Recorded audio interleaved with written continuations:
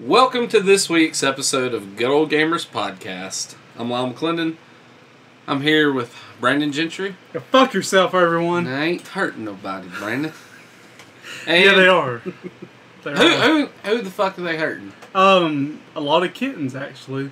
Because did you see the I heard about on Facebook? I heard about the kittening. For every voicemail we did not receive, I killed 3 kittens. That's your fault, listeners. You don't know how many thousands of kittens were killed because of you. A fucking genocide, if you will. Yes. Kittens are now going for like $2,000 a piece because they're so rare. You've actually caused a drop in the I hope some of y'all put your retirement stocks in kittens because holy shit, they're expensive. Sarah McLachlan just cut herself. Yeah. Even better.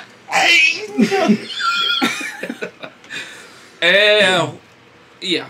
This week, we got a new guest with us, Mr. Adam Calloway. Hey, thanks for having me, guys. Welcome. Yeah, It's good welcome. to be here. It's good to be here. It's a first-time guest, long-time listener. Mm-hmm. He's actually one of the guests, I think, that's a regular listener. Yeah. They just don't come on to talk, you know? Yep. Sorry if that offended you, but, you know. This You need to podcast should offend you, so yeah, fuck it off. should. Yep. We're going to kick it off, as always, a little bit of news. They confirmed the Resident Evil 2 remake. Sweet. Capcom did. Fans have been wanting it long enough and talked about it. They're going to complete. Hell yes. Fucking groovy. They're going to completely remake Resident Evil 2, which is my favorite Resident One of Evil. these days, I'll beat one of those games. Yeah. I've never played all the way through one. Dude, the first 3 I have, that's about it, though. I've got Code Veronica, and I've still, to this day, never beat that game. At all. Every time I played one of them, I was just like, I'd rather just play Parasite Eve, to be honest. So, Speaking of Parasite Eve, I picked up Parasite Eve the 3rd birthday for PSP today. Sweet. I'm pretty How's excited. it? I haven't played it yet. Oh, okay. I seen it for real cheap and grabbed it while I was there. It was like $5. Might as well. Do you think that's going to be a big deal now, like Hollywood? Do you think maybe they're running out of ideas for certain games and they're just going to start remaking shit now? Final Fantasy VII, Resident Evil 2. It's like that PlayStation era is getting the remakes. Well, it's just as of now. Retro's come back, so they're cashing in on it, which Oh, I'm yeah. not going to complain. That's better for us and the Good Old Gamers podcast. Yeah, well, you actually signed a contract, so yeah, it's good for us. Yeah. Also, they announced Final Fantasy 15 is going to be released simultaneously worldwide. Nice. Like, we'll get it. So basically, never. Yeah. Or they're just going to release it all at once, because if they release it in Japan and it sucks shit, word's going to spread to America that it sucks shit. Let's just fuck everybody at once. I really hope they take a different direction with 13 than they did with 13. Because it was originally a sequel to 13, right? I'm not sure. I'm pretty sure it was a sequel to 13, and then they changed the directions midway through. But 13, I liked a lot of the combat, especially in 13, was the most involved and strategic combat Final Fantasy's had to date. But there's some very big flaws with 13, like the convoluted story that you didn't make any sense till you beat the game 3 times. Oh, God. Yeah. So I never played 13, but I'll take your word for it. Yeah, it's that way. And the fact that the first 90% of the game is nothing but corridors you go down and fight every enemy in between. The last 10% of the game is actually open exploration. It feels like one long-ass tutorial explaining different mechanics. It's not to the end of the game where you can use all the features of the game. Well, 13 received pretty shit reviews, didn't it? I don't know. I'm not sure. I mean, I like that 13 had the first badass main characters since 7. Because they've all been whiny ass bitches. So Titus! yeah. You know, Lightning was a badass character, very decisive, knew what to do in a pinch, kind of like Cloud. Well, there's a 13 too, isn't there? There's 13-2 and 13-3. I haven't played either of those yet.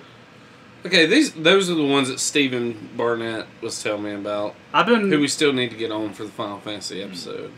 I'm working on getting to those. I mean, I really enjoyed some parts of 13, so... I hope 15 doesn't suck, dude. I've liked the videos they showed for it. A bunch of people were bitching about how you can drive a car around in it. It did look kind of dumb. I'm like, give me an airship or a chocobo. Yeah. It's Final Fantasy. Or a mech, like one of the magic-powered mechs or some shit. Yeah.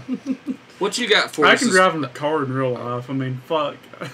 If you're gonna make it something on wheels, Grand Theft Fantasy.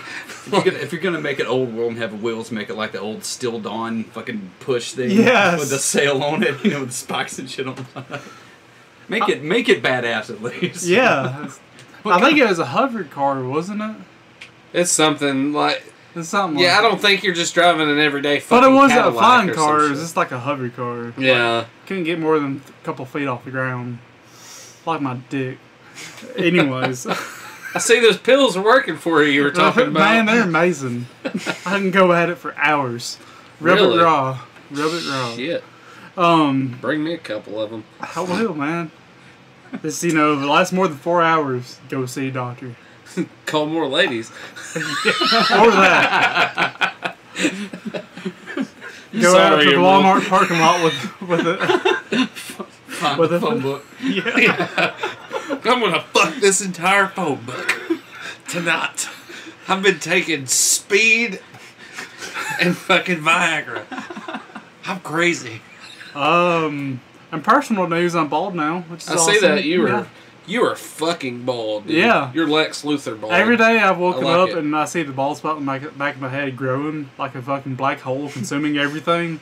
So I'm like, fuck it. You kind of look like a badass motherfucker now, dude. That's like sweet. we get that long ass goatee and shaved head. And it wasn't just the bald spot. Like the front of my head was getting thinner and thinner every time. Like fucking kids, it's your fault. I'm gonna whoop your ass tonight. But whatever. Blame it all on the kids. Anyways, I'm pulling my fucking hair out.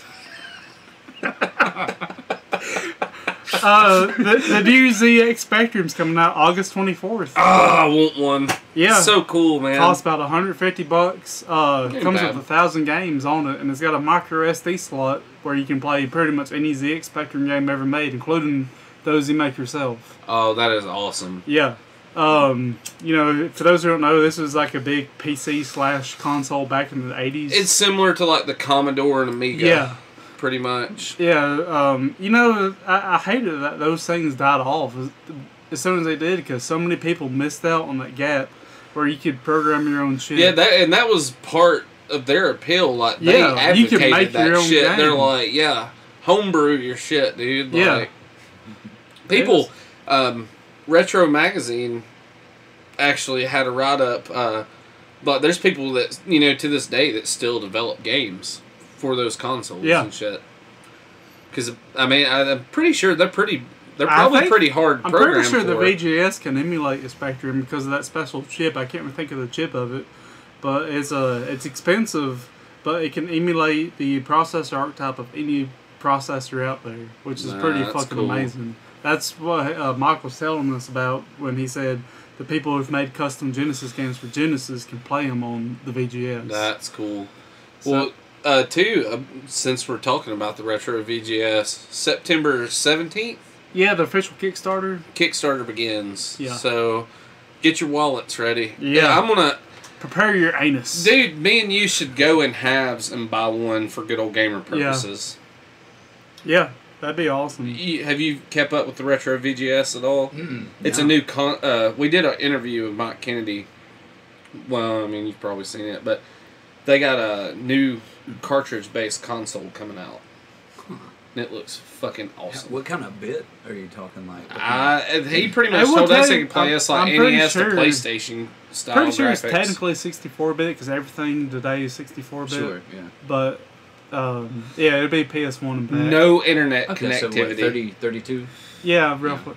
I saw some guy bitch on the Facebook. Look at the specs on this thing this week. I'm like, you're playing like Contra, it's a not Crysis. fucking retro VGS. Hence retro. Yeah, you don't. If you want something current, go buy a fucking PS4 exactly. and Xbox One. If you want to play Crysis, pixels. go build a PC. You know, don't buy this shit. This kind of, I mean, it doesn't pertain to us, but it pertains to the podcasting world. A Nintendo employee has the same thing. Do you? Yeah. Yep. Well, a Nintendo employee has recently been fired for saying shit on a podcast. Yep. Yeah. Chris Pranger, he was of the Treehouse branch. Yeah. I got a quote from him. He was talking about the localization of the games, and his quote was, they'll bring that up like, look how many people want this. Don't you want money? And then we'll be like, yeah, if we ever try to localize that in this current market, if we ever, we don't... I fucked this up. Brandon, come on, man. I've had a little too much Fireball here. Yeah, we don't want money. Tonight's episode brought to you by Fireball Whiskey and Jim Beam Apple Whiskey. That's right. Keep on keeping on. Brandon can't speak because of this. It's okay. Yeah, we do want money, which is why we know it's a colossal waste if we ever try to localize this in the current market. Because look at you people. You don't make a big enough group. Which, I don't understand why he's fired for that. Because that's the truth. It is truth, but I mean, I see both sides of it because I think it's kind of shitty that the guy got fired. Just simply because, you know how it is. If you are raising a family, paying for a house, supporting yourself, and you lose your job, that is one of the worst feelings on the fucking planet. I read the letter he wrote after it happened, and like working for Nintendo was his life dream. Yeah. Like it wasn't just a job. I also read that as well. Like that was his like goal, and I see both sides of it. When you go to work for a company like that, you sign shit. Yeah, you gotta speak in turn. You're not going to give any business practices or any of that away. That's any company you go to work for. That's a big fucking no-no. So I see where Nintendo is like, oh, you can't be doing that. But I don't think they should have went as extreme. Give the guy a week off work without pay or some shit. Yeah. Don't terminate him. Me as a customer, I appreciate that kind of honesty. I wish more companies would talk like that to me. Well, yeah. I mean, don't you think it'd make you spend more fucking money if they're honest about where your money's going? Yeah, don't feed me fucking maybes and useless fucking platitudes. Just tell me, hey, there's not a market for it. We won't do it. Well, how many people do you think they lost more people by him saying that and some people taking it wrong, or them being overly PC and overreacting and firing the guy for it? You think that would actually be more detrimental to their brand than what he actually said?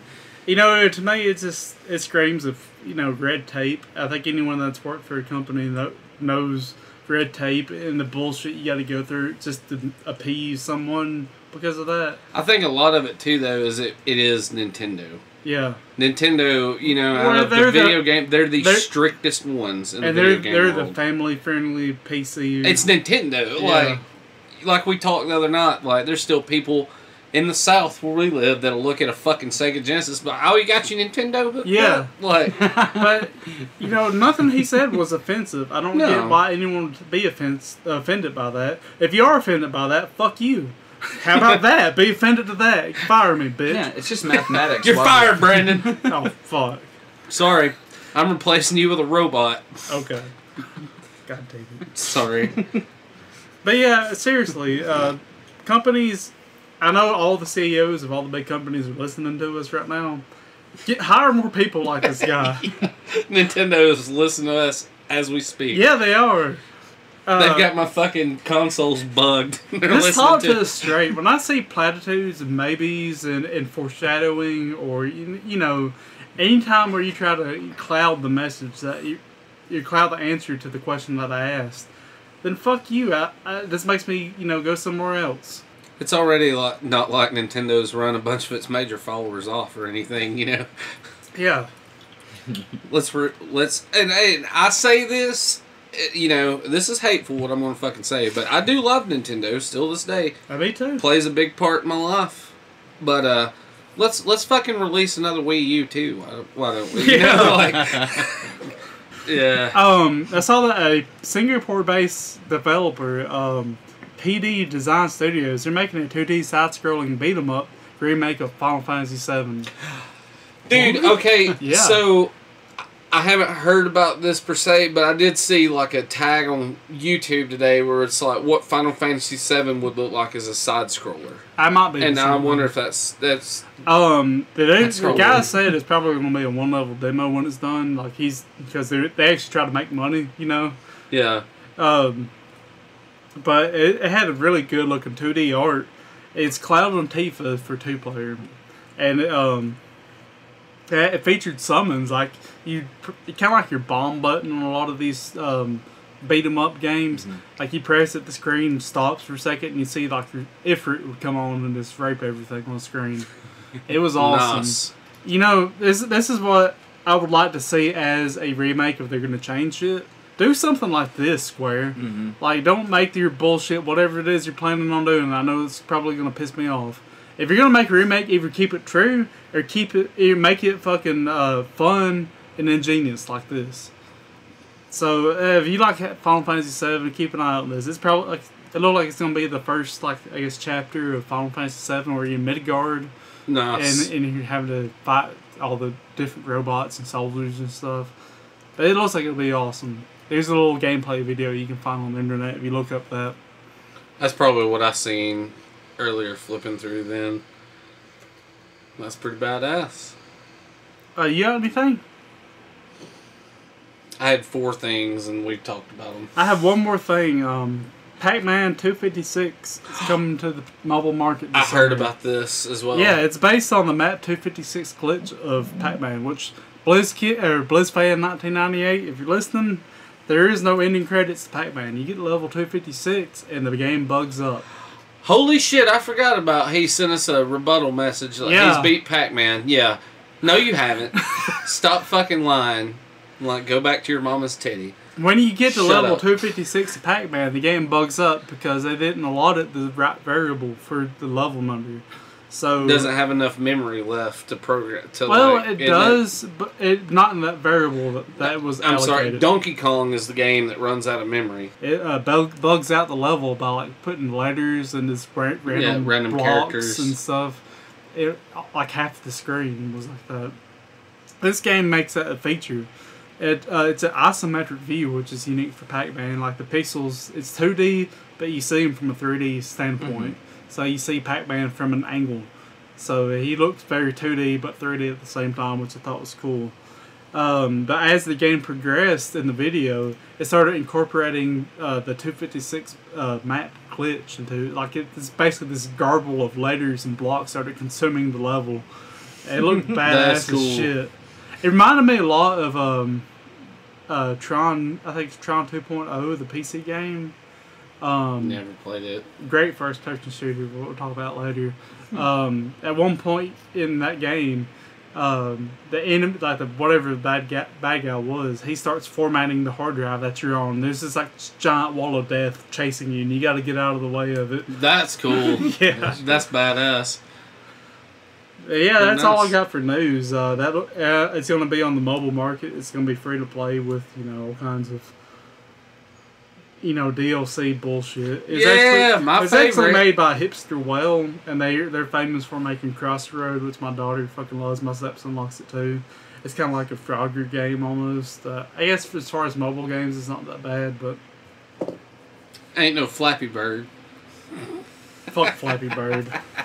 He can suck my flappy cock. Uh-oh. Sarah Palin. Sarah Palin. Sarah Palin. Oh my God, Sarah Palin. Where'd Sarah Palin come from? It just makes me angry. Death to the It panel. makes me angry. So, yeah. Well, I guess we're gonna move on to our next segment since we're done with news. I do a little segment. We're gonna briefly summarize our segments up tonight for new listeners that are possibly I think we're tuning gonna in. make that running thing for new people because we're always getting new people now. We're actually making some progress. Brandon actually got us on. We're on TuneIn Radio now. Yep, soon to be on YouTube. I've about got everything converted now. Yeah, we're really looking to enter the YouTube market. That's the Yeah, after Game Fest, I'd like The for us to next upgrade step. to a webcam and start recording video with it. and stuff for the YouTube side, and maybe Twitch. Whenever you get a computer that can run more than MS Paint. Give me fucking $400. Give me like some money and I'll go get one. Alright. Cool. You heard it here. He says he's gonna give me fucking money. So I am. that's the next step, though. Is hopefully if we pull out a good old Game Fest decently, that's gonna what little we might incur. Yeah. We'll go. A good toward bit of that's going to upgrading. go to the next good old Game Fest. Oh yeah, most definitely. But I do a segment called Arcade Arcana, which pretty much I just try to find an arcade game you might not have heard of, or like a lost classic, you know, something you might not have played in a Something long that's ass not time. Pac-Man or Galaga. Yeah, exactly. Just pretty much I try to bring attention to some lesser known games. And we're going to start it now. So this week's... Well, that was cheesy as shit, wasn't it? It is. Now we're going to start it now. Fuck. Well, this week's Arcade Arcana is a game called Chiller. Chiller is an Exidy... You bastard. I am a bastard. Chiller is an Exidy light gun game that was released in 1986, a year after my creation, and the year of your creation. Yeah. Right? It looked rather infuriating, to be honest. It did. Cool, but infuriating. There was actually, it was released in arcade, but there was an unlicensed port that actually come out on NES, which I actually procured this past week. Yeah, that cart looked like something I made in my garage. It looked awesome. Yeah, you can tell it's definitely a fucking unlicensed It's like a counterfeit game. bill. Yeah. Yeah. In the game, the player actually takes on the role of a torturer.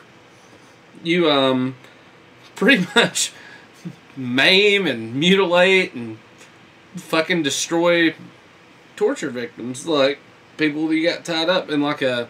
There's like a dungeon setting. There's like an old school church graveyard setting. Yeah. And all kinds of shit. Like, pretty much the very few of the enemies actually fight you back. A lot of it is just fucking blow apart everything you see appear on the stage, and you get points for it. Arms and organs and shit. Like, pretty much the whole point of the game is how quickly you can kill everything on screen. It's very graphic for an arcade game of its time. Yeah. In certain levels, you have people that'll be strapped to like the stretch racks, and you can, you know what I'm talking about, like your arms and legs are bonded. The Braveheart yeah, rack. the old school like medieval torture rack. Yeah, they're just called the rack. You know. Well, there's two people in that, and you can either blow these fuckers away by shooting them and just blowing their body to bits, or you can shoot the handles on the rack and stretch them out and rip them in half. There's a lady tied up. You can shoot like this fucking rope thing lower, an alligator comes out of the water and just like eviscerates this woman. Like, it's really fucking violent, but like shitty American made like It reminds me cartoon gore. a fucking was it the Aquaplane movie or one of the episodes where Meatball had this exercise video called "Lose Weight, Eviscerate, Volume 2, Sea of Blood, Island of Death." It shows like a bodybuilder missing a head. Like, Nice. There's actually have you ever seen the horror movie? I think it's ABCs of Death. I think. Have you ever seen? Turkey Carvers. Yes. Have you ever seen this, No, Adam? no. Oh, dude, it's a badass. very big obese woman that has all kinds of like fucking vanity magazines everywhere and shit, and she just wants to be like these girls in this magazine. So essentially, she takes a turkey carver and carves all the fat off her body. After she's done, Fucking poses. she starts posing and then she dies. Just falls over from like blood loss. Yeah. It's fucking Shock and great. blood loss. So It's great. amazing. But apparently Chiller. I mean, have you seen a fucking Chiller cabinet anywhere? No. In our travels, we didn't even see one at Southern Front Gaming. After watching the demo, I don't think I could have one myself. And it was like an awesome game. It looks like something I would own, like just for the sheer shock value of it. Like, because I'm a horror fanatic. You'd probably have that fucker on like an easy to switch off surge protector, though. Yeah. It would drive you insane. One thing, the sound effects on this game are fucking terrible. I wish we had thought prior and uploaded like some of the screams to the soundboard. It's just people be like, ah! Yeah, definitely. As soon as you turned on the cabinet, that's the first thing it did. Like, I had the boot up screen, but the first thing you heard was just, and then it just said, loading. RAM okay. ROM okay. Like, apparently, though, it sold very poorly. A bunch of arcade owners refused to purchase it because, and a bunch of like gamers now today, they still criticize it because pretty much you're just senselessly fucking torturing innocent, seemingly innocent people. I mean, they might not be. They might be. They're not fucking innocent. They might be child molesters. Nobody's innocent. Or some shit, but no one is innocent. Yeah, because it says at the front of it, it's like the title screen to it. It said like you were going to be killing monsters. The monsters. Yeah, so it says like you're going to be killing monsters, and, and it's like, and here's some people that are being tortured. Go ahead and shoot like, there's them. a fucking floating head of like some Christopher Lloyd looking Dracula thing that fucking comes at you and shit like that. In the NES version, there's a Adam point out in the arcade one. There's a woman pushing like a buggy full of body parts. Yeah, well, like in the fucking NES version, it's like a nun pushing a baby, and you can shoot it. Like, you get points for shooting. I'm wondering the nun how that's any pushing better. A stroller. Like shooting babies is somehow better than shooting dead body parts. The only thing that'd be worse is if it just, pulls up and it's like, awesome matricide. The challenge, war crimes. The whole challenge of the game, pretty much, is the challenge lies in pretty much finding all the ways to activate the torture mechanisms in the level. And I also had a slot machine type bonus level. Yes. The music drove me nuts. I'm just imagining ever having the unfortunate circumstance of waking up on a torture table and there's some guy and he's not just torturing you, but he's taking a gun and shooting at the straps. Yeah, trying the bullets are like deflecting and just like grazing you. You're like, just kill me. Yeah, right. You do the alien thing, like, kill me, please. I think he's saying, kill me, please. Is that Aliens or Metallica? Like, yeah. What's he saying, Hatfield? I think he's saying, kill me, please. Ooh. Yeah. But, yeah. Killer is this week's Arcade Arcana. You can seek it out on MAME. If you want to find the shitty NES version, it exists too. You could probably throw it together with some random electronics and duct tape. Not the greatest game on the planet, but definitely unique in the field of arcades. I'm pretty sure I made it with my alarm clock one day. I hit the crack too hard and it's like took apart a stereo and made chiller. Yeah. Well, that's my Arcade Arcana. Like I said, it ain't the greatest game, but it is unique in the world of arcades. Very unique. The next segment has been known to offend. Wrestling some jimmies, mayhap. Your jimmies may be rustled from this. Brandon, why don't you give us the heads up on what's up with your Rage Rant segment? Yeah, Rage Rant is a segment where I'll just rant about shit that pisses me off. Because there's many things in this life that pisses me off. But this gives me an outlet to do so. Maybe you'll get some laughs. Maybe it'll piss you off. Either way, I'm happy. If you like it, awesome. If you don't, well, fuck you. Yeah. Get mad. Tonight's Rage Rant is the propagation of bullshit, particularly on Facebook. Please. Yes. Please. Yes. Yes. If you don't know one of these people, you are one of these people, and fuck you. You know, chances are, if you're on Facebook, you fucking know one of these people. Yeah. Not naming names. Like I said, this rant is particularly about the Facebook ones. We've all got the friend who posts every conspiracy dipshit post from Natural News or Real Pharmacy or InfoWars. BuzzFeed's This Is Bad, even though it's not necessarily conspiracy dipshit stuff. Usually it has a fucked up name like Truth Watch. Yeah, anything that mentions the name Truth. or spells pharmacy with an F.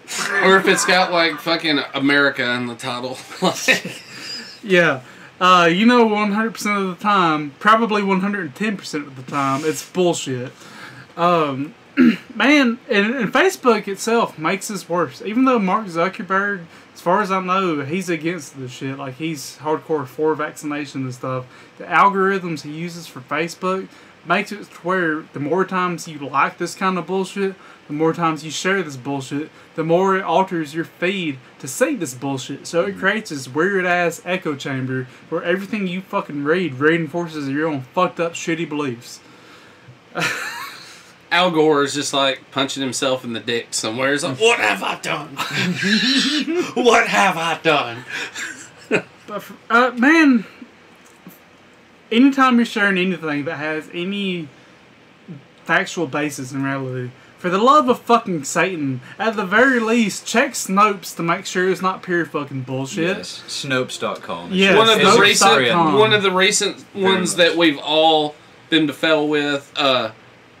If you really think there are going to be 2 moons in the motherfucking August sky, 27th. holy shit! Did you go to school anywhere? Like, Yeah. no, Did like, they feed do you know- paint for lunch? Yeah. Like, what the fuck happened? What the fuck happened? And let me tell you this: if you're sharing something, just in case it's true, why don't you fucking jump off a building just in case it's on fire? Fuck you! Don't do that shit. Good God, I see so much stupid shit, and it's usually from a small number of friends on my Facebook because everyone on my Facebook, every time I see this shit, I call bullshit on it immediately. I don't care who you are. You could be my fucking dad. I don't care. I'm gonna tell you you're a dumbass. If you don't, you're gonna punch yourself in the face later. Like, so you have to. the only people are on my Yeah. Facebook friends list. I got like 40 friends. It's not many, obviously, because You're such a I'm mean so- bastard.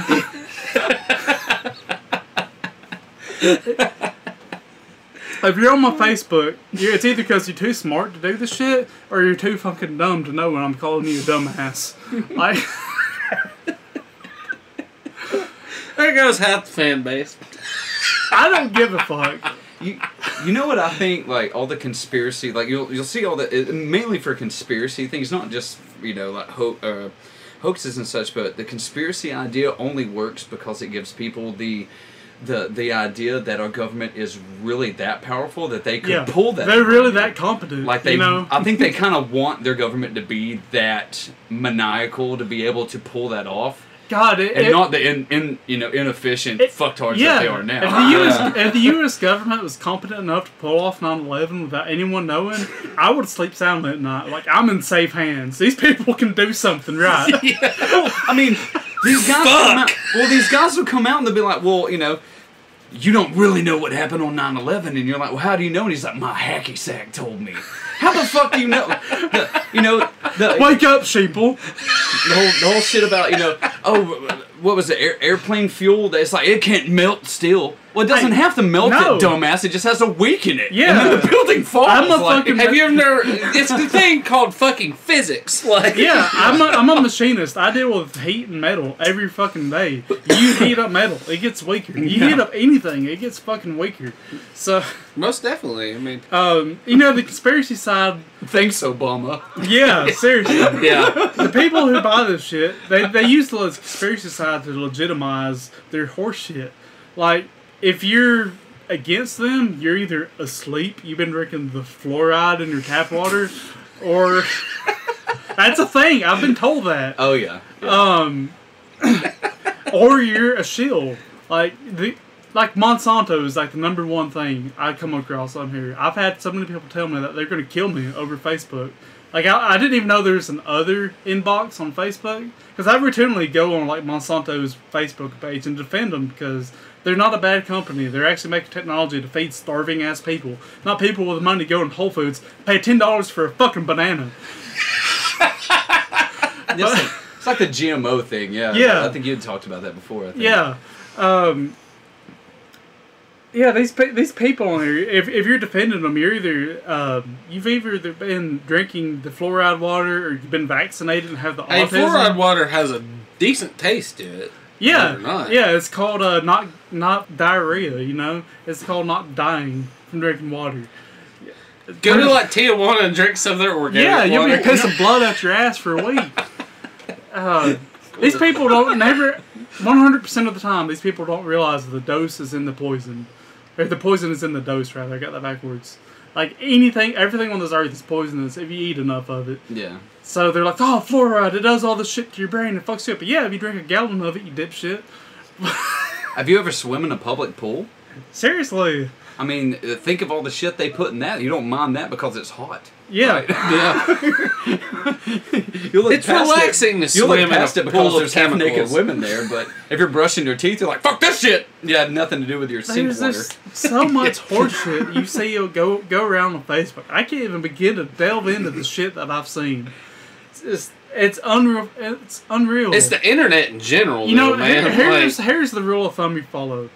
If you follow an ideal and you really believe in it, Google the other side of the argument. Sure. Like, find out what the other side's talking about. Don't just get into this fucking echo chamber effect where everything you read fucking reinforces what you believe. Because 99% of the time you do that, you're fucking wrong. And a lot of the time, it just feeds the mystery. You know what I mean? Yeah. Like the whole mystery aspect is like with somebody who, I mean, you can look at it and you'll see experts in the field say, no, this is crap, and this is why, and this is why, and this is why. And Yeah. you look at that, and the other side just kind of goes, well, I like the idea of mystery. People Or, they'd rather it be spooky because that gives them a little bit of, ha in their life. It's There's an effect. Yeah. I wish I could remember the name. I'm gonna say it. I think it's the Dunning-Kruger effect or something like that. Basically, it won like the year 2000 Nobel Prize in psychology.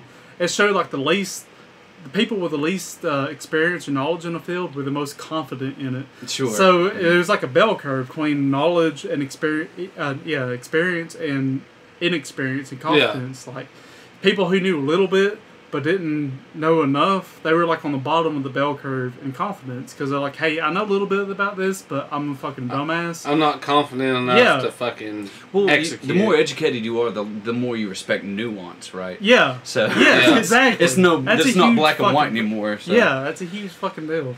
And so all these people who consider themselves awake and stuff, they only get their information from shit like InfoWars. They know nothing about it.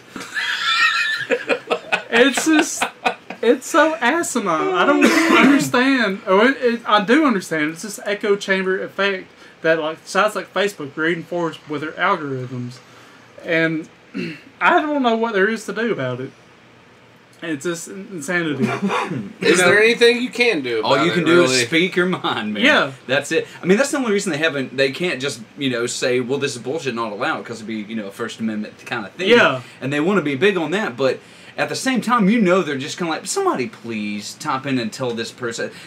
Just type in, if you save yourself a lot of time and anger, and don't think it out, don't, make this big thing, just reply and put Snopes.com. Yeah. Go there. Test it. If you don't, then, you don't really believe this anyway. You're just a I jackass. kind of wish Facebook would implement an algorithm to, like, it would detect these people with this bullshit view, and like They come up with something where if it is bullshit, you cannot fucking post well, it. no, it just segregates it from the people who don't believe in this shit. You have a stinkometer. Yeah, Instead of like following and unfollowing, it was like legits full of shits. Like it's about time to wrap this up. But Yeah. because of this feedback, this weird ass feedback loop that Facebook has created, coupled with Facebook becoming the main source of news and information. These fucking vapid hippies are going to create like a two-class society where you got the skeptics and the fucking troglodytes. And eventually the skeptics are going to either die off because of lack of numbers, or they're going to leave Earth, leaving nothing but these fucking hippies left. And as soon as the first fucking disease comes by, they're going to either, cry and call it government conspiracy and die off, or they're not going to vaccinate against it, or they'll do both. They're going to do both because they're fucking dumb. They're going to do both and die off leaving 2% humanity left in the universe to survive. It's like the cancer of skepticism. It's like skepticism going wrong and multiplying. Yeah. You know? It's like them being too skeptical to trust anybody. Yeah, they're going to be left here on Earth, the last ones on Earth, trying to cure AIDS with kale smoothies. And pallets. Yes, and pallet furniture. Fuck Pinterest. All these problems are derivative of Pinterest. I agree. Pinterest, you motherfucker, you've reared your ugly ass head once again. So that's my rage rant of the week. Sorry for that. I don't know. Sometimes video gaming. Sometimes he rants about video games. Sometimes he don't. You know, there's more to your life than just video games. So yeah, we got to give you a little. We slice of rebrand that. ourselves as a video game / comedy podcast. So deal with it. Yep. The video games bring you back to normal. Yeah. After that pisses you Well, off. tonight's topic is going to be a touchy one because there's a lot of games that we really love and shit, and there's a lot of games that we really just. I would rather have my nuts put on a dresser and banged with a fucking spike bat than have to play. You know, some of the best games I've ever played have been in this genre, and some of the games in this genre has ruined gaming. We are, like Brandon just said, we're doing a genre piece tonight, and tonight's topic is first-person shooters. Oh, shit on me. Wait a minute. Vault's Game of the Week. Vault's Game of the fucking week. Shit! We almost forgot about our sponsor. It goes with, so yeah, we don't need to forget our sponsor, because Vault has been extremely great to us. Yeah, Vault kicks ass. They do. I don't even care what their game of the week is. Go shop at Vault, assholes. Indeed. Well, you will care about the game of the week, because it's one that we enjoy. Vault's Game of the Week is Duke Nukem 3D. Hell yes. Yes. One of my favorites from a younger man. Yeah. Duke Nukem 3D, if you don't know. Well, fuck, how do you explain it? You played Duke Nukem, and pretty much the LAPD in the future are a bunch of fucking... They're pigs. Yeah. I mean, Giant swine flying if around I in could explain Overcraft. it in one sentence, it would be Doom with a pair of nuts. Yep. Yeah. Yeah. One of the first games that ever had strippers in it. I used to think it was such a big deal when you could, like, hit the space bar and throw the dog and shake it, baby. Yeah. Shake it, The baby. use button. What was the? Can you do that voice? The Shake it, baby. I always love, where is it? Where is it? Do you remember? Where is it? Blow it out your ass. Yeah, thanks, Duke. I've got balls of steel. Duke Nukem 3D. that sounds like Charleston Heston. It kind of does. I have balls of steel. Get your goddamn hands off me, you Duke dirty. Nukem 3D was the best of that series, I believe. I really like Duke Nukem Time to Kill as well. Yeah. I did like it pretty well. But Duke Nukem 3D on the N64 was amazing. Like, you got the local co-op on 4 controllers. Me and a couple of my neighbors would get together and we'd be like finding it out in the stadium level. Like I'd shrink them down with the shrink ray and then chase them down and stomp on them. Oh, dude, the boot stomp! Oh Yeah. my god, Yeah, I forgot about that. I totally dude. forgot about that as well. Oh, Duke was Nukem amazing. was so fucking good. I actually have Duke Nukem down there. We might ought to play that. So much crass humor in that game. I loved it. Yeah, I remember that was like it's. You know, now Duke Nukem's very PG-13-ish. Even like, the new one where it started off with him getting a blowjob. Yeah. Like, it was like, how quaint. I just always love when you pick up at like the big ass weapon of some sort. You just have me go, yeah. It's like this long, like, okay. Did he just ejaculate into the barrel of the gun? It's just a big cannon coming out of his fucking midsection. Big ass cock rocket. But yeah, Vault's Game of the Week, Duke Nukem 3D. Swing by Vault and get you a copy of it. They get it on I the got N64. Yeah. Sweet. They have the other Duke Nukems, I'm pretty sure, as well. That's one of the few that I would consider the console better than the PC version. Just because of that local co-op. Yeah. That local co-op was the fucking die for. I had way more fun on that local co-op than like GoldenEye 64 and stuff. Fucking amazing. Just It was good. Go Duke Nukem 3D at Vault. Yeah. If you need anything else at Vault, If they don't have it, they can get it. They will. They'll give you the hookup, man. They're very customer oriented. So if Like, you anytime I go there, dude. you're bullshitting with them. Like, hold on, I got to deal with customers. Well, we can go in there and hang out. That's what I Yeah. like about it, because I mean, but they still we've made friends with. they still everybody. make it a point to deal with the customers. They don't yeah. step aside and bullshit with us for hours. You know, you go into other stores and they do that shit. Vault, they take care of their customers. Oh, yeah. So go If down you're- to the Vault. Yeah, if you're near in the North Alabama region, Coleman, wherever, definitely something to check out. Good place.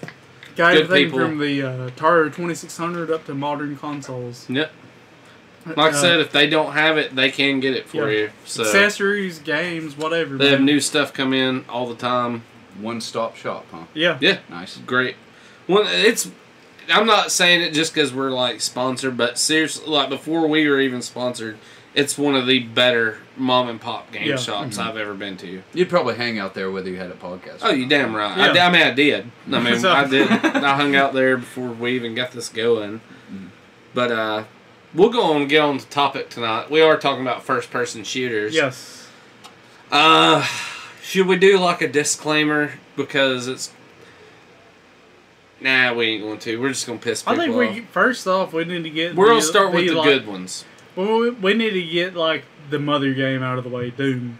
Doom. I mean, there was other first-person shooters before Doom, but Doom set the genre. I own Doom on. Yeah. Doom on PC. I own Doom on PlayStation. I own Doom on 3DO. I own Doom on SNES. Like 32X. I do have the Yeah, I was 32X gonna Doom say as we well. That's what I have. I've on got first so time. many fucking ports of Doom. It's ridiculous. I mean, PC's obviously the best because you know it's PC, but Well, I do have the PC version as well, I think and everyone my does. computer being from Hey, the if- ripe year of if 1984. you got a can PC run that it. can play Doom, which is every PC ever, Right? Yeah. check out the Brutal mod for Doom. Yeah. Brutal mod is awesome. It lets you do like these stomping fatalities on enemies and stuff, and you get like bonus health and more damage and stuff from it. The Brutal mod's awesome for Doom. You can get the ultimate version of Doom for like $3 on Steam. So Dude, Yeah. why the hell don't you have There's it? so many versions of Doom. There's Doom, Doom 2, Final Doom on PlayStation, Doom 64, which I also have, Doom 3 on fucking Xbox. Oh, that was dude. amazing, Doom dude. 3 was so fucking Doom good. 3, They I had love. the shock factor to it, like Yeah. the jump out and just come. Yeah, oh, it was fuck! one of those first games. It's like for optimal playing, turn the lights down and the sound Yeah. all Yeah. the way up.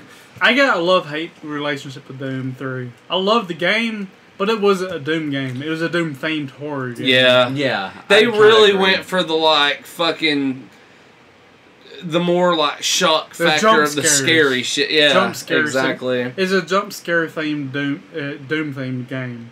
The old Doom's just and- like original Doom's like we're gonna listen to heavy metal, kill hordes of spawns from hell. Listen to Megadeth and fucking kill everything.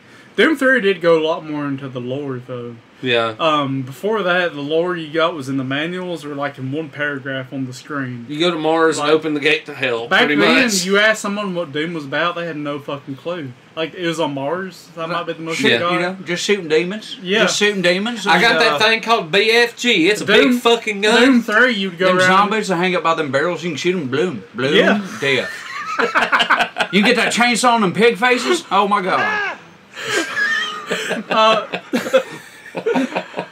Yeah, Doom 3, you'd go around. I'm pretty sure you got like the audio logs of people that were on the bars before the shit happened. Yeah. Yeah.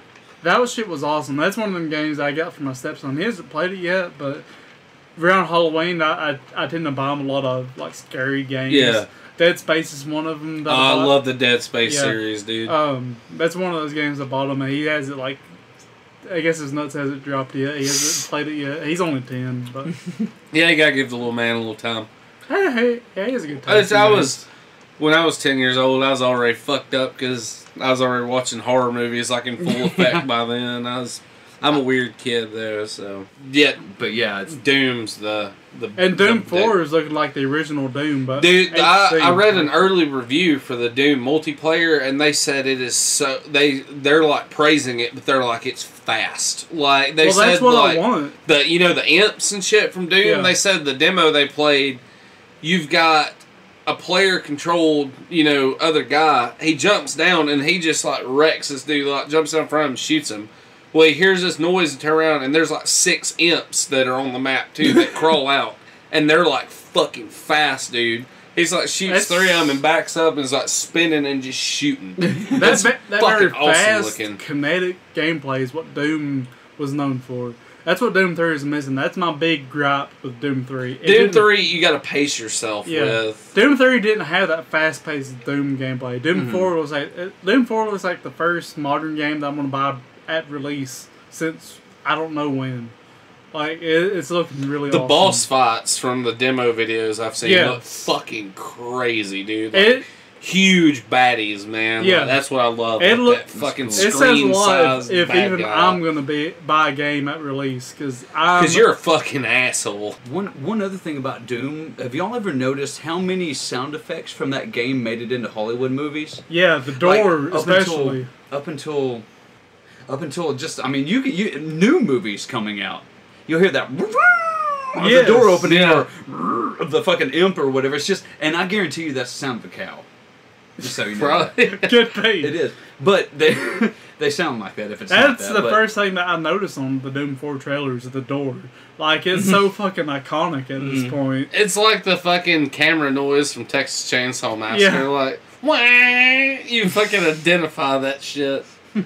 I got another game that reminded me a whole lot of Doom, but in the same way made its own type of gameplay. It was Ziggurat.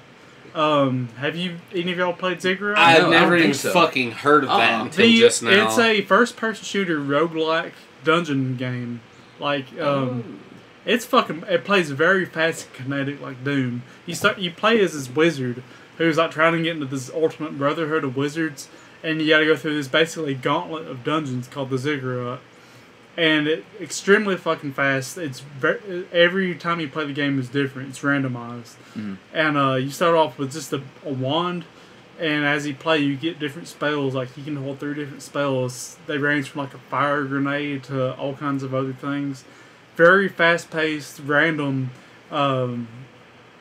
Just fucking amazing. Like I got it on Steam. It's been out since 2014, but I finally saw it on sale for less than $10, so I bought it for like $5. Man, I think it's on the 360 and Xbox One. Highly fucking recommend it. How do you spell that? Like the name of the building. Yeah, like the oh, building. okay, all right. Ziggurat. Yeah, The South American pyramids. yeah. Man, it's amazing. I don't know how much more I can get into it. Since everything is randomized, you come up against all kinds of different enemies that spawn at you in almost like waves. That's cool. You get different perks as you level up in the game. So the perks might be, hey, you regain your health all at once. Because the way the game works is you kind of grind through this, I think it's a 5-level dungeon. If you lose health, you don't just gain it automatically back. So sometimes you may want to like sacrifice getting a long-term perk for like instantly full health and mana. And stuff. So Ziggurat's awesome. That's something I've been playing on and off for a while now. I'll check that shit out. Yeah, definitely recommend that. Since we come off Doom pretty hot, what y'all think of Quake? Quake is badass. Quake 2 was my favorite. Yeah. Most definitely. I would agree with that. Didn't me and you play that back in the day? Me and you played Quake 3 Arena quite a bit yeah. on Dreamcast. Yeah, dude. I never got into Quake that much. I don't know why. Maybe I was just out of the loop or whatever. But the time I did play it, I was just kind of like, shit, this is fast. Like, Yeah. Quake so 3 much more Arena, liquid dude. movement. Quake yeah. is one of the 3 multiplayer first-person shooters that I Fucking think bolt guns. they define the competitive first-person shooter genre. Well, was it Quake 2? Or maybe it was the first one. One of the two was one of the first games to like introduce fucking like online multiplayer, Quake. wasn't it? It was probably Quake 2, was. wasn't Yeah. it? I think it was Quake 1. Oh, okay. I just know it was one of the Quake games. Was one of the first to be like, Yeah, it was "Hey, rabid. kill your fucking neighbors on Yeah. this video game." You know, I loved Quake, but if we're talking about these old school, fast-paced I know the one you talking Unreal about. Tournament. Unreal motherfucking Tournament, dude. I love that game. Dude, I played so much Unreal Tournament. I had it on my PC and Xbox at the time. I played that so day. much. I was running around with the sniper rifle. I did never scoped. Like, I was just running around like, saw you fucking dead. You know, no scope.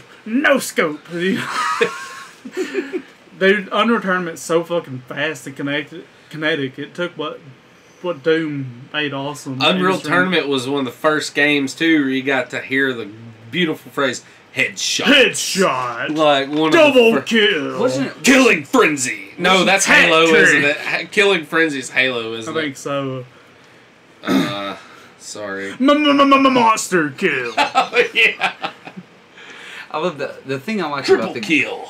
Wasn't it one of the games? It was one of the first ones I think I played to where when you kill somebody, they just when you fucking shotgun them or whatever up front, you just And that Unreal, kill over, yeah. Fucking Unreal just brutal 1, sounding. Unreal, I think there was a 2000 version, and then Unreal 2.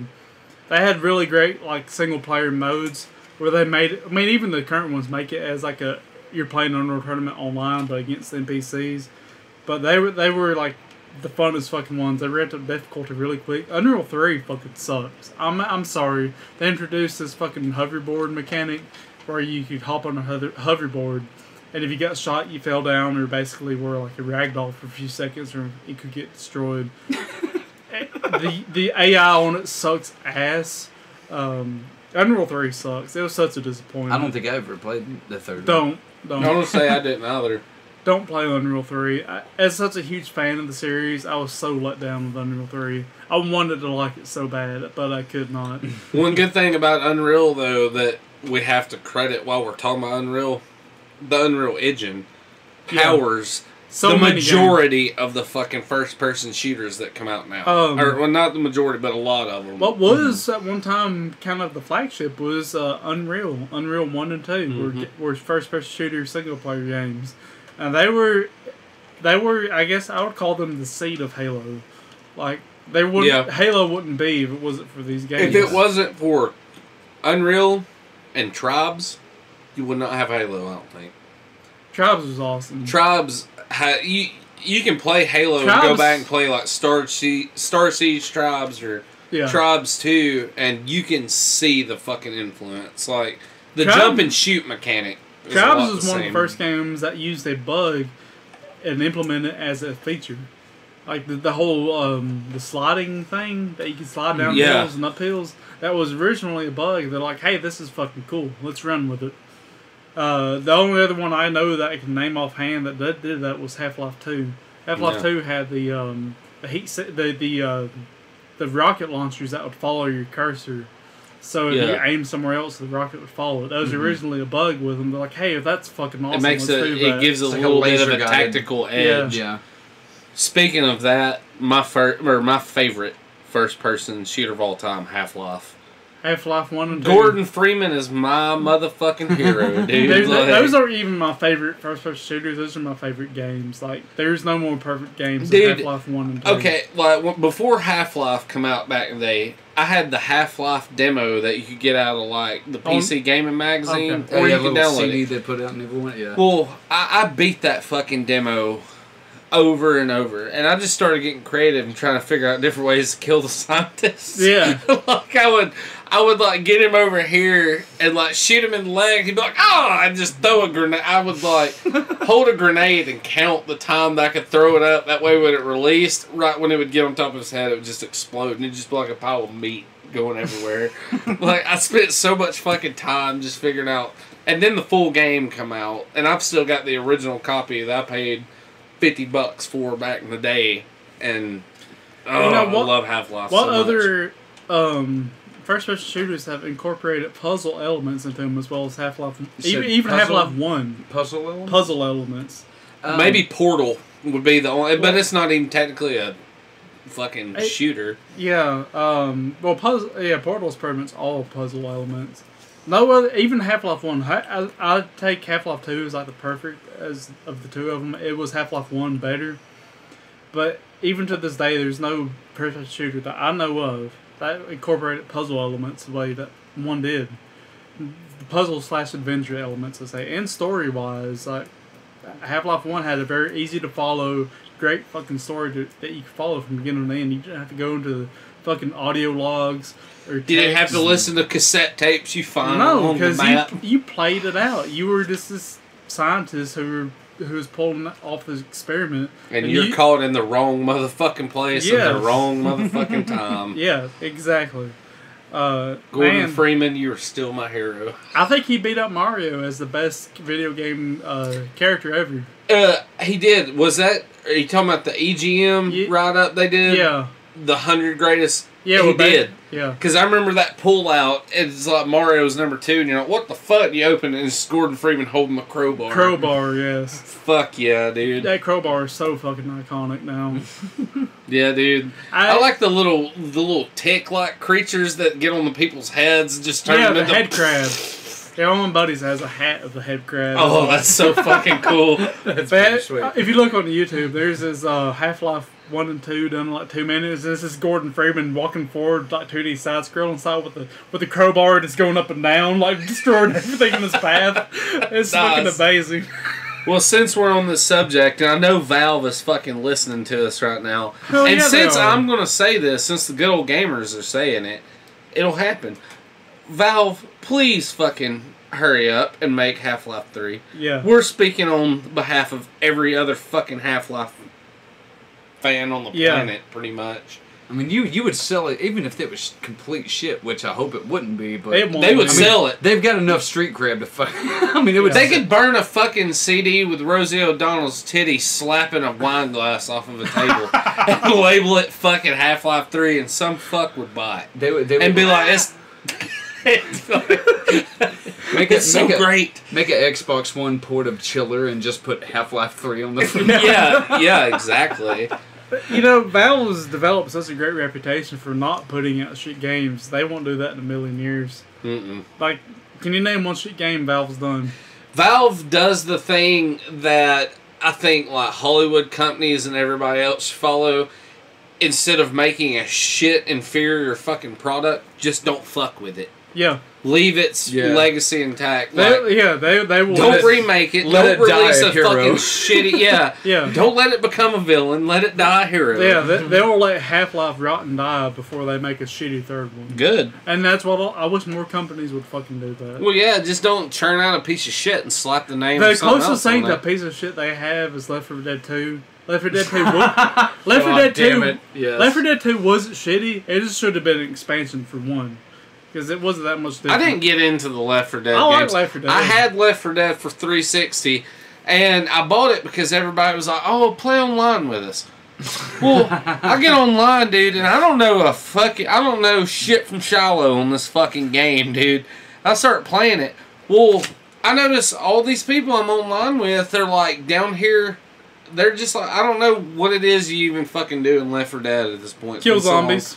Well, they're building something up or something. Like, they kept swapping weapons and running back and forth and doing all this shit on level.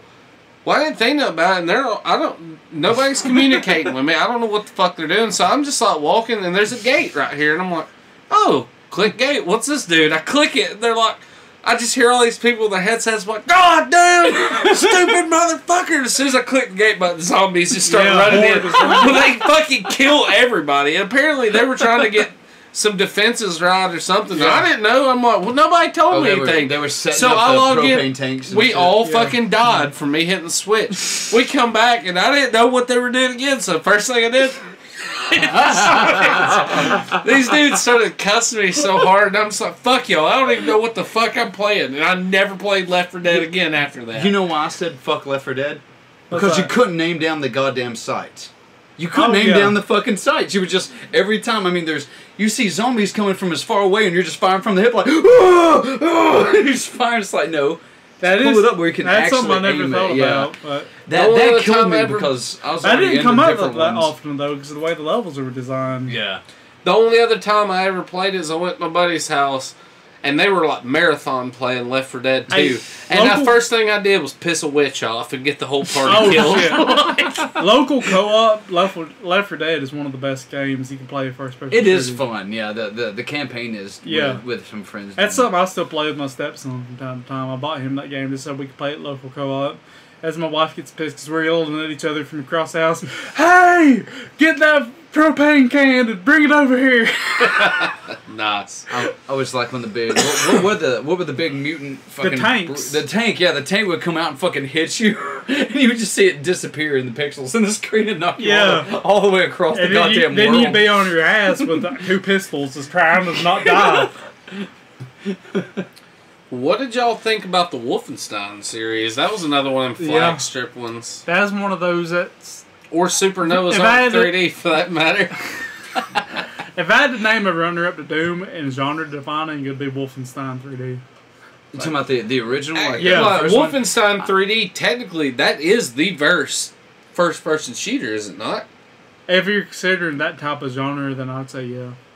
I think so. I think you're right. Yeah. I think that's like the first. But Of that Doom, style. I think Doom went a step above it. Definitely. In definitely. gameplay-wise, but yeah, it's one of those two that define the genre. Do you know what's the thing about Wolfenstein? The thing that I liked the most about it, and the thing that stuck with me the most, wasn't the gameplay, it wasn't the graphics, it was the music. Yeah, It was creepy as it was creepy, but in a weird. the music and Hitler. Yeah, yeah. Well, yeah. And all the blonde-haired, blue-eyed fucking Krauts coming out, just Longhorn. You know, just they had their dogs coming. But then the thing about that game is that it didn't really explain anything that was happening. No. It was just kind of like, you know, you knew you had to find a key. And you had to take it to the whole other side of the level and get into whatever, and then you're going through all these levels of prisons, and you're thinking it's like a concentration camp or a prison or whatever, because they're Nazis, of course, and then you get to this one level, and then all of a sudden you're in like Nightmare Land, like you're underground, and like there's vines and fucking purple alien H.R. Geiger growth all over the walls, and you're like, what the fuck happened? Like it didn't explain anything. It's just kind of, and now you're in hell. Enjoy. You want to talk about This is the next step past being a Nazi. the first really creepy games in this genre, System Shock 1 and 2. I never played. I remember never did. going with you over to Paul's house, I think, and playing System Shock 2 and just being like, that's fucking If eerie. you play Bioshock, BioShock? Yes. Yeah. I think Bioshock about 20 times creepier. Oh, Way creepier. But System Shock is the predecessor to Bioshock. Same company and everything. System Shock is, you're basically stuck on this giant ass starship in space, and the AI that controls the starship has went fucking ballistic. And all kinds of shit's coming out trying to kill you, and you gotta make your way through the starship. You hack in that game, right? Hacking is a big part of that game. Death is a big part of that game. You'd find different spots that would... I can't remember the term they use. This had something to do with quantum. Because, quantum, you can easily make into sci-fi. You can take a Because leap. nobody understands quantum You can take physics. that quantum Oh, leap. you can Deepak Chopra just say quantum cornflakes and Yes. Fucking Deepak Chopra. God damn it. Woo shall not pass!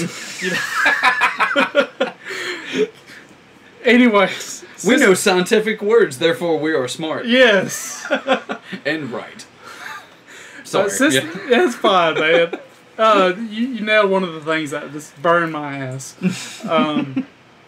System Shock 1 and 2 was extremely fucking creepy.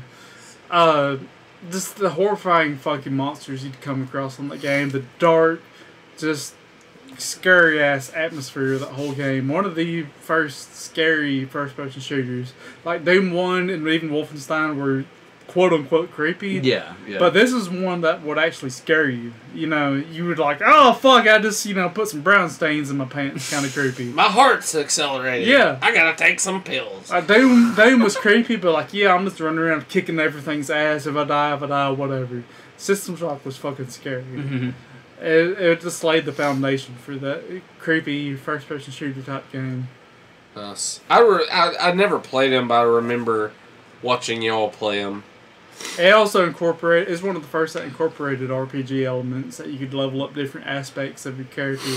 Instead of, it did run kind of like the same vein of Bioshock, rather instead of like retro-futuristic genetic manipulation, it was techno-futuristic stuff. So you'd be able to level up shit like that. Especially like your hacking skills and things like that. Really fucking awesome. Any system out there can run System Shock. In fact, the newer system that you have, the less likely you are to run System Shock 1 and 2 because of bugs. So, I highly recommend picking up System Shock 1 and 2 on Steam. Really fucking good. What about, I don't know if you've ever played it or not, one of my most favorite first-person shooters that come out, it was on PlayStation, which I played it on first, but I own the Sega Saturn port, Alien Trilogy. Did you ever play that? I think yeah. It's one of the fucking first-person shooter games that use like the 2D graphics, you know, it's like a digitized photo of somebody where it's like you're on this side and you run on them, it's just like a mirrored image. You know what I'm talking about? Yeah. It's not like true 3D, but yeah, like, it's pseudo 3D. You use exactly 3D graphics, but if you try to circle it's them, like they Doom. always It's face like you. Doom, pretty much. Yeah, they use 2D imposters. Fucking Alien Trilogy. You need to check it out. It's really fun. It's one of those. It's super atmospheric. Like you get into the Queen's hive, and all you don't hear any noises except like the aliens circling you, and the shit. Yeah. That's Like, awesome. Alien Resurrection for a terrible fucking movie, but great game for PlayStation. Like it's good. It's a true 3D first person shooter though. What was the name of the Predator 2D side scrolling fighter game? Do you remember that? Oh, Alien shit. vs Predator. It was Alien. Okay. Yeah, that's a great fucking. Alien vs Haven't Predator is thought about fucking that in awesome. years, man. Arcade and Super Nintendo versions that Fucking are really Video fucking Express. good. Oh, Video Express. Y'all said that last week. God, dude, I miss Video Express so much. I rented so many German horror sleaze movies there that would make Christians cry. Like, you know, see, like that was my joint because people jerking off to their dead cats and shit. Wasn't there a Little Caesars right there beside it in the middle of town, like behind the? It was Little Caesars was beside the movie factory in downtown. That's what I'm Pullman. thinking of. That's what I'm thinking of. Yeah. Well, I know this one will resonate with y'all. What about fucking Turok for N64? Oh my god, I didn't have Yes, that one written Dinosaur down. Hunter? That's amazing. Dude, I fucking love Turok. I remember that was one of the games that had explicit gore. You Yeah. could shoot the dudes in the throat and they would grab Oh their my- neck and you'd see the arterial spray like coming out the side and This shit. is the first game that I remember hearing anyone impressed by the graphics. Like, I was at my neighbor's house, and I remember, like, his dad was watching him play this game on their new TV because they was rich. They had, like, Was it Kyle Greenwood and them? No, it wasn't Cal Greenwood. It was, well, I'm not going to say the name, but, that... Shit, I shouldn't have said that, should I? Oh, well. Anyways, his dad came in the living room. Yes. Yeah, okay. His dad came in the living room and was like, these graphics are amazing. This is the future. Like, that was a direct quote. And It's so foggy. There's so many leaves. The dinosaurs are solid green. But Turok was awesome, though. The comics. Have any of y'all read the comics? Oh, yeah, absolutely. Yeah, Turok's one of the few comics where you can get like the #1 issue cheaper than any other issue. They printed so many copies of the #1 issue, you can go to any thrift store in America and pick up 30 of them for 10 cents. But the comics were badass, very graphic and violent and shit. Was Turok a Valiant comic? Yes. It was a Valiant comic, wasn't Yeah, it? pretty sure. One that me and Adam talked about before you got here. Do you remember the fucking Heretic game? Or the Heretic or Hexen? Yeah, Hexen. Or Hexen 2. Hexen. The Hexen Heretic. was the second one, yeah. Okay. Well, there was a first-person shooter game called just Heretic as well. Yeah, that's what I'm saying. I think Oh. Heretic was the first one, then Hexen was like the sequel to that. Okay. But yeah, I played the shit out of Heretic. Played Hexen for a little bit, but there was this weird. If you remember, I know we were talking about this earlier, but there was this. It was like a cheat code, and this was right when the internet came about. Yeah. Just about in my memory anyway. But you could go online and find the cheat code. You could turn yourself into a chicken. And just run around, and it was like the most useless code because you would just fucking die because you dealt like no damage hardly whatsoever. It would just and come up and like peck people's feet, like you would just peck at their ankles, and they would just hit you with fucking like mage wands and lightning and shit. And it just I don't know the point of it was somebody making the game just going, hey, let's just make a goof and whatever. That's awesome. But it was I a like pretty treats cool like game. It was like if you took the scale and it was like a lot more detailed in a way than Doom. Like when somebody shot an attack at you, it like had this cool like cluster fragment. Oh, you look see like to the projectiles Mm-hmm. almost. But yeah, it was like, magic, so that they just made it look cool, but it was almost like a step up at the time, just graphically, as far as how it looked aesthetically and everything was like the evolution of gameplay after Doom and before something like GoldenEye or what we were talking about before. Turok. Mm-hmm. Yeah. Hey, listen. I really got to take a piss. Oh, well, I guess we're on for the next piss break of the evening. Yep. We'll be back with you in like half a second. Yeah. We're back from the piss break. It felt so good. Y'all missed out on that. That was the fastest 15 minutes in radio history. Yeah. I don't care what Ghostbuster says, you can definitely cross the streams. Oh, yeah. Yeah. Like, yeah. Yeah. Yeah. The universe didn't end. Yeah. No? This is proof of that. It actually We had- got a lot more comfortable somehow. Maybe it's just me, but I don't know. I feel a lot better. My prostate's not near as swollen. I'm glad. Yeah. But So, back on the topic of how about first them first-person shooters? person. We've covered a lot of the quintessential old ones we grew up with. We haven't talked about GoldenEye yet. Yeah. No. GoldenEye was a big one. Yeah. Many hours. Pretty much, I would say first-person or console-wise is the first one that had a really involved storyline. Too. A storyline, like a single-player campaign you wanted to go through. Like Duke Nukem had one that was okay. All these other ones had ones that were okay. Even Doom, I would say, was okay. You played it more for the gameplay than the story, but GoldenEye had you like, what's going to happen next? Mm-hmm. And it had elements in the gameplay like, how do I get out of this predicament? You had proximity mines, you had timed mines, The you laser had remote watch, man. mines. Laser Watch was like the shit. Yeah. Well, the thing was, You too, were James Bond in that fucking game. Tell me if this happened to you. Whenever you would play it with friends, like you would always have the one asshole in your group that would pick Oddjob because he was shorter and he was harder to Yeah. hit. Yeah. Yeah. And then you would have the one dumb friend that would pick Jaws because he's like 8 foot tall and Yeah. you could spot him all the way across the map. Yeah, you can't even duck with Jaws. Like, he Yeah. still ducks, so he's fucking exposed. You're just Yeah. like... I think I spent more time in church in playing that game in like lock-ins than I did in actual church. Just That's awesome. growing up, like I mean, do you blame me? I don't. well, I mean, GoldenEye was way more fun than Jesus. I mean, come on, Yeah. it was, One of the more modern first-person shooters I got big into, and I don't know if you can call it first-person shooters. You don't really do a whole lot of shooting, but Alien Isolation. Been was- wanting to get it, like I mentioned. So good, man. Like, I'm a huge Alien fan, and dude, it encompasses like the Alien movies, like that. The fear of I got one track, one fucking stalking me the whole time. 'Cause you Yeah. don't know where, and you don't, you just know you can't do shit to it. What was it? What system was it on?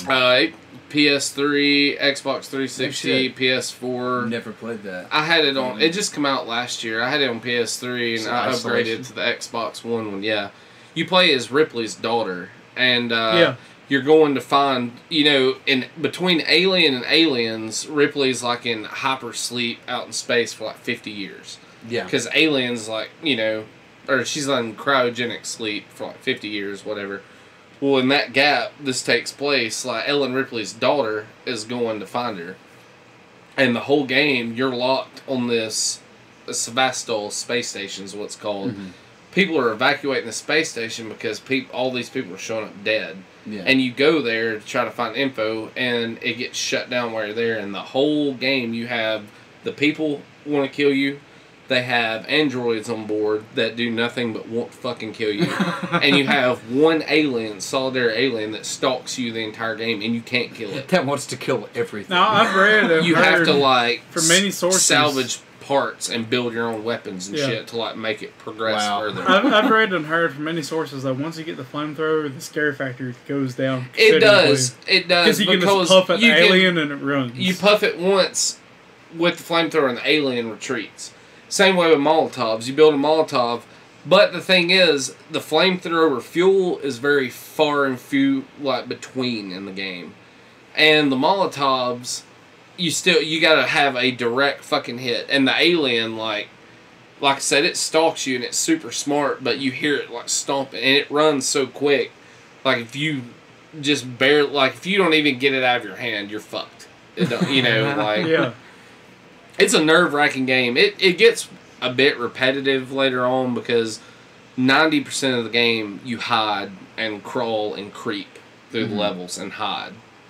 So it does get repetitive, but it's really fucking fun. Yeah, it's something I'm eventually going to get when it gets to that It's good. $10 below mark on Steam.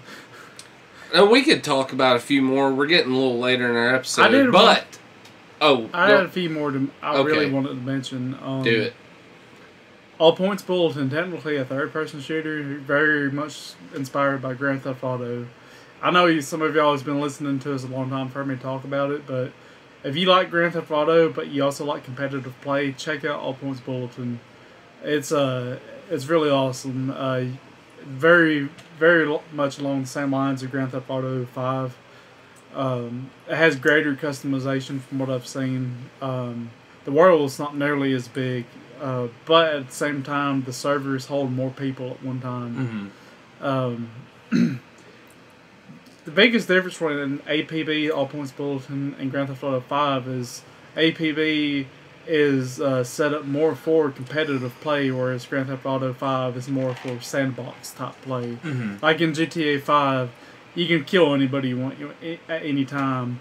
In All Points Bulletin, you can't, but you can get set up in missions where, like if you're on the enforcers or the not cops in that game, your goal is to stop criminals from like selling drugs and stuff like that. You'd have very specific missions, like go to this point, disarm these bombs, or if you're the criminals, go to this point and set these bombs and stuff like that. Very frantic, even with the restrictions that's put on open world play. Random people and random elements do come into big effect into it. So you never know when some asshole in a dump truck comes by and rams your fucking police cruiser and explodes you into a wall. Very fucking awesome though. I started, me and a few guys who actually listen to this podcast, I started a clan on there called the Dick Unit. Dick stood for Deputized International Criminal Killers. So I'd be running around in game. Dick Unit. Yes. Dick. My name was Dick Sledge. Everyone in my clan had some kind of dick name. Dick Sneeze, Dick Hambeast, Dick Stump. Dude, you're bringing me back to Halo by saying that, because my for the longest time my name on Halo was Dick Hammer. Sweet. Yes. But speaking of Halo, did y'all get into Halo? I never liked it. God. I liked Halo 2. I played it like man. twice, and both times, like I was like, man, Halo's shit, and the guy's like, you need to try it. It's really awesome. I go play with them. I stomp their fucking asses. I'm like, yeah, Halo sucks. Fuck y'all. Dude, So But satisfying I to like do playing that. with other people and playing Yeah. Halo 2 with swords and brute shots only. Yeah. You could you either shiv them or you just jump and shoot your fucking load into the ground and it would bounce up and blow them to hell and back, you know. Yeah, dude, for the the brute longest time, back when Stella Mary was still going, every time before practice we would fucking jam that game for like 2 hours before we'd practice. Wouldn't end up practicing until like fucking 9 o'clock at night because we were just sitting there like, fuck you asshole, no, oh wait, you're gonna get it in a second. Everybody, like, we'd have, like 3 or 4 of the fucking Xboxes leaned up in this house, all linked up to each other, and man, Peter Tubbs with that damn pistol. On the first game, the pistol that had the zoom in capability in the first one. I mean, he owned everybody on that game. I swear to God. Halo was like, if I ever hear of a Halo 1 tournament, I'm gonna put like $100 into Pete and just be like, go get him, motherfucker. Make me some money. Halo is single-handedly like one of the first-person shooters, though, that got a lot of the people in the first-person shooters Yeah. to play them now. Oh, yeah. Like, This is Halo, it was okay. As much Yeah, as I like to yeah. talk shit about it. I like the multiplayer more than Yeah. anything. Yeah. So here's what made Halo what it was. Up until that point, every first-person shooter for consoles were pretty shitty compared to the PC side. Halo was the first polished, console-dedicated first-person shooter that there was. If Halo had been released on the PC first, no one would have blinked a fucking eye at it. Yeah. Like, it would have been another first-person shooter. yeah. but because it was, on a console. yeah, It was an Xbox launch thing. It was Yeah. exclusive. Like me as a PC gamer, I didn't have access to it at first. Not for I would've- however many years. it Yeah, was I like- would have had to bought an Xbox to play it. So that's what made Halo what the franchise it was basically. Mhm. This gaining that fan base with the first one set up its legacy.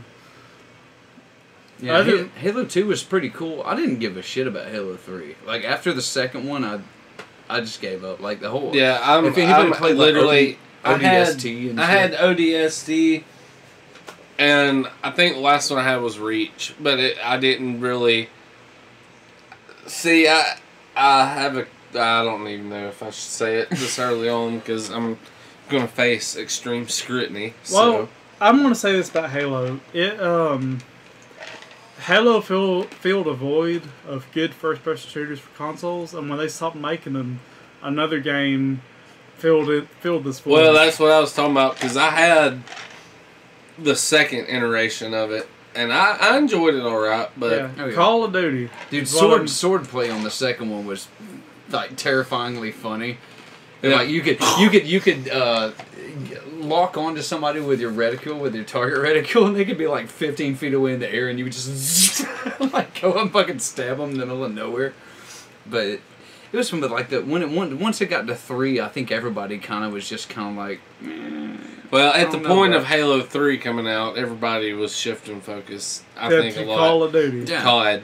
Yeah. And This is what we've been bridling our tongues on for a while because Brandon's probably got a little bit of juicy info to tell you about Call of Duty. I'm not a fan of Call of Duty. It's No shit. yeah, seriously. What? It's the frat boy game. Like Aw. it really is. Hey, bro, you want to go play some Call of Duty, bro? Like, Yeah, bro. but see, I got that's that what's so Scar fun. 21. and this bro. is coming from a guy drinking Fireball whiskey, right? Yeah. I'm like drinking Fireball whiskey, official date rate whiskey of colleges everywhere. Well, the thing about It Call of tastes Duty, like Big Red and it'll get you head. like, dude, I'll be honest. Like, I'll come around and say I love Call of Duty, but it's mainly because I'm a gun nut anyway. Like, I'm a gun gear person. So anytime you can sit there and you can change every little aspect about the tool that you're using to face off against other people, it's just I love that aspect of it. But I was thinking, because I know you guys are big on Call of Duty, and I was trying to think of these things that me and y'all would probably agree on that are bullshit about Call of Duty, and the one main thing about, like, especially Advanced Warfare, which is the newest one, Yeah. Haven't you played it. can pick a male or a female character, but I noticed this little glimpse of sexism while playing this game, because you pick a dude and you're playing the game and you get shot and the guy's just like "Whoa, whoa," and just falls over and he dies, right? And then you respawn Yeah. and you keep going. This one time I pick one of the female characters that you can pick. It's like 5 or 6 different ones of each sex, right? Yeah. But you can, no matter who you picked as a woman, you get shot, and one of the times she dies, she's just like, she gets hit by the bullets, and then she's just like, like it sounded so orgasmic sounding. She's like, He got shot directly in the clit. those bullets went in so deep. You shot me right in the bad spot. Like, it's just fucking. It's so blatant. Like I don't know anybody that could play that and not kind of laugh at that in a Yeah. way. That or the fact that and just like I actually do like some of the campaign modes. You know, just the stories and just the ideas about future technology, how it could. Well, this is What could one happen one in good war, you know? point that I was going to bring in for Call of Duty. Advanced Warfare was like they actually decided to do something different for once. Like, you know, they brought in some new mechanics to the game that really haven't been done a whole lot, which I'm going to say that they have been done. I'm bringing up later. But I'm going to give it that. They eventually decided, hey, maybe we shouldn't do the same game every year. Like, Well, you know, they didn't even update the weapons some of the times. You know, Yeah. you would have the same, like, I mean, there's been the AK-12 in the last, 3 games? Some Or something, you know, but, I mean, I like the fact that they keep adding new stuff, but you will have the same gun, or it acts a little bit different in each game, but it's kind of like, the guns in that game are a lot like back in the day when people play like Need for Speed and racing games. How you could have your car and you could tune it up and you could do certain things. It's kind of like that, but with your firearms for primary, secondary, tactical, lethal. You know, the funniest thing though, no matter what you can say about Call of Duty, there's nothing better than playing an online game and then the score is almost to whatever the end round score is, and you just fucking throw a tomahawk. And then you just say, and the game ends, and you just go, oh! You fucking watch that kill streak, and you're just like, the tomahawk flies across the map and just kills some random dick. It like bounces 3 different times and hits this dude in the gooch, and he fucking just kills over dead. It's like, yeah! I want to say my number one issue with Call of Duty, by far, I think this makes me hate everything else about the game more. I mean, seriously, it's a yearly cash grab of Activision. Like, it feels that way so much. Like, it's so over-marketed. Are we going to release Modern Warfare 4 or Black Ops 3 this year? Well, they have, they have a couple of different companies making each. It's Infinity Ward making one and Activision making the other. Oh yeah, is Activision own Sledgehammer, right?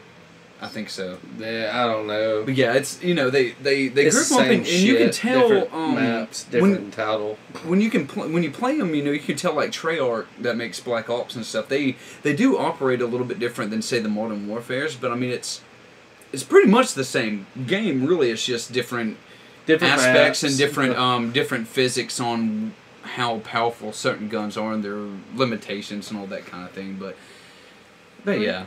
Like, let's take Halo, for example. I'm not a fan of Halo. I had some problems with Halo. But you didn't have one every single, 9 to 10 months.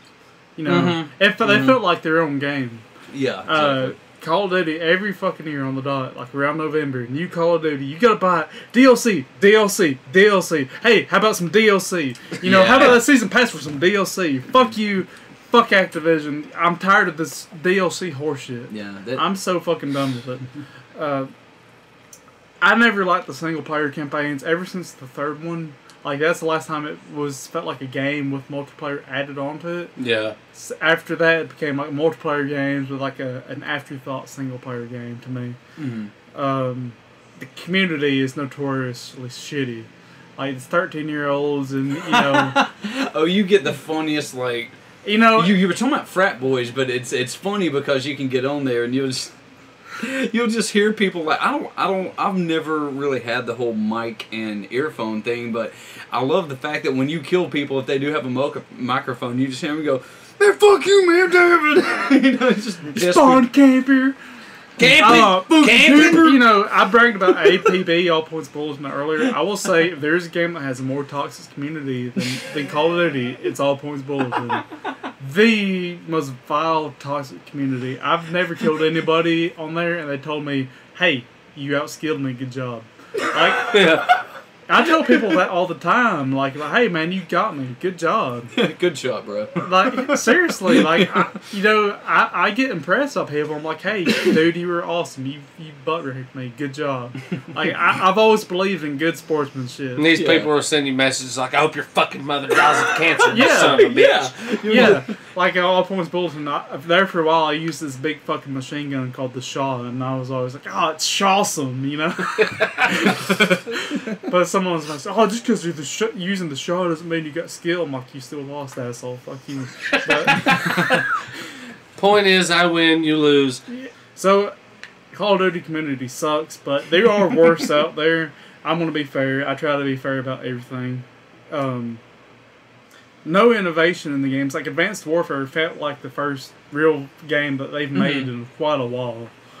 Yeah, just used a lot of different mechanics. The thing I liked about it is that they said, well, you know, technology right now in the present day, you know, the guns that you can make up or the weapons you can make up is pretty badass already. But they go, well, what will we have in 30 years? Yeah, and they just, you know, thought about big fucking basically AT-ATs. Yeah. You know, walking around with that and drone technology and the whole squad-based kind of thing you could do at certain parts. Like, it was cool. You know, they kind of added more to it. But I gotta say, the one main thing that I fucking hate about Call of Duty is the zombies mode.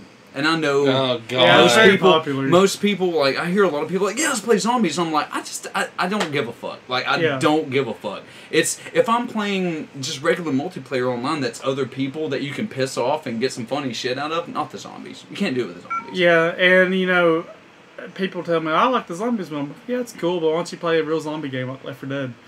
Like, Yeah. A dedicated zombie Yeah. game, yeah. and not something that's an afterthought. But I want to say, as much as I've said that Advanced Warfare seems like a good, legitimate game, try PlanetSide or PlanetSide 2. Like, they've copied the shit out of those games, especially PlanetSide 2. PlanetSide. PlanetSide. Think of it, especially PlanetSide is the one where you have like a Hundreds. shit ton. hundreds and hundreds of players at once. That's on the way. Really? Yeah. It's on PC currently, PS4 currently, and coming to Xbox One. PlanetSide 1 had a lot more RPG elements to it, like you could take a lot more bullets. PlanetSide 2 went the Call of Duty lifespan way in that you took like 4 bullets tops and you're dead. Yeah, a lot of Call of Duty I noticed over the years has been like that 3-hit pattern. Like Yeah. if you can get those 3 good hits, then you Which go is or something 2 with a high power. I'm gonna rifle. pause the PlanetSide bragging for a second and bitch about Call of Duty again. That's something that Call of Duty standardized is the short lifespan.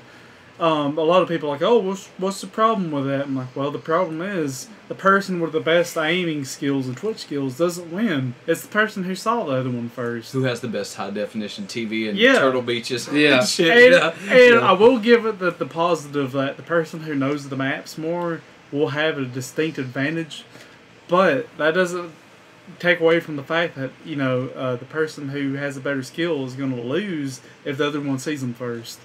Because this mathematics, the way math works, you got a gun that deals 200 damage a shot, you got 1,000 live. The person with a better skill, if given enough time, is always going to beat the person with lesser skill. But a game that has such a short lifespan, the person who sees them first kills them before they have a chance to react. Yeah. PlanetSide 2 is like that. It depends on the gun, 3 to 6 bullets, you're going to die. And when you got thousands of people on a map potentially, Mayhem. it's very Fucking chaos, very dude. chaotic. But PlanetSide combines the best of Call of Duty and Battlefield and the original PlanetSide together. Like there's 4 continents on PlanetSide 2. You're one of 3 factions fighting for control of these continents at any one time. And it's not just like player versus player infantry. You got tanks, you got just fast like ATV vehicles. You got these things called harassers. It's me and Justin used to play a lot. I love playing with harasser. It's almost like a dune buggy with guns. It's fucking awesome. Yes. There's tanks, there's light tanks, there's multi-man tanks, there's single man aircraft like fighters, there's multi-man like helicopter style aircraft.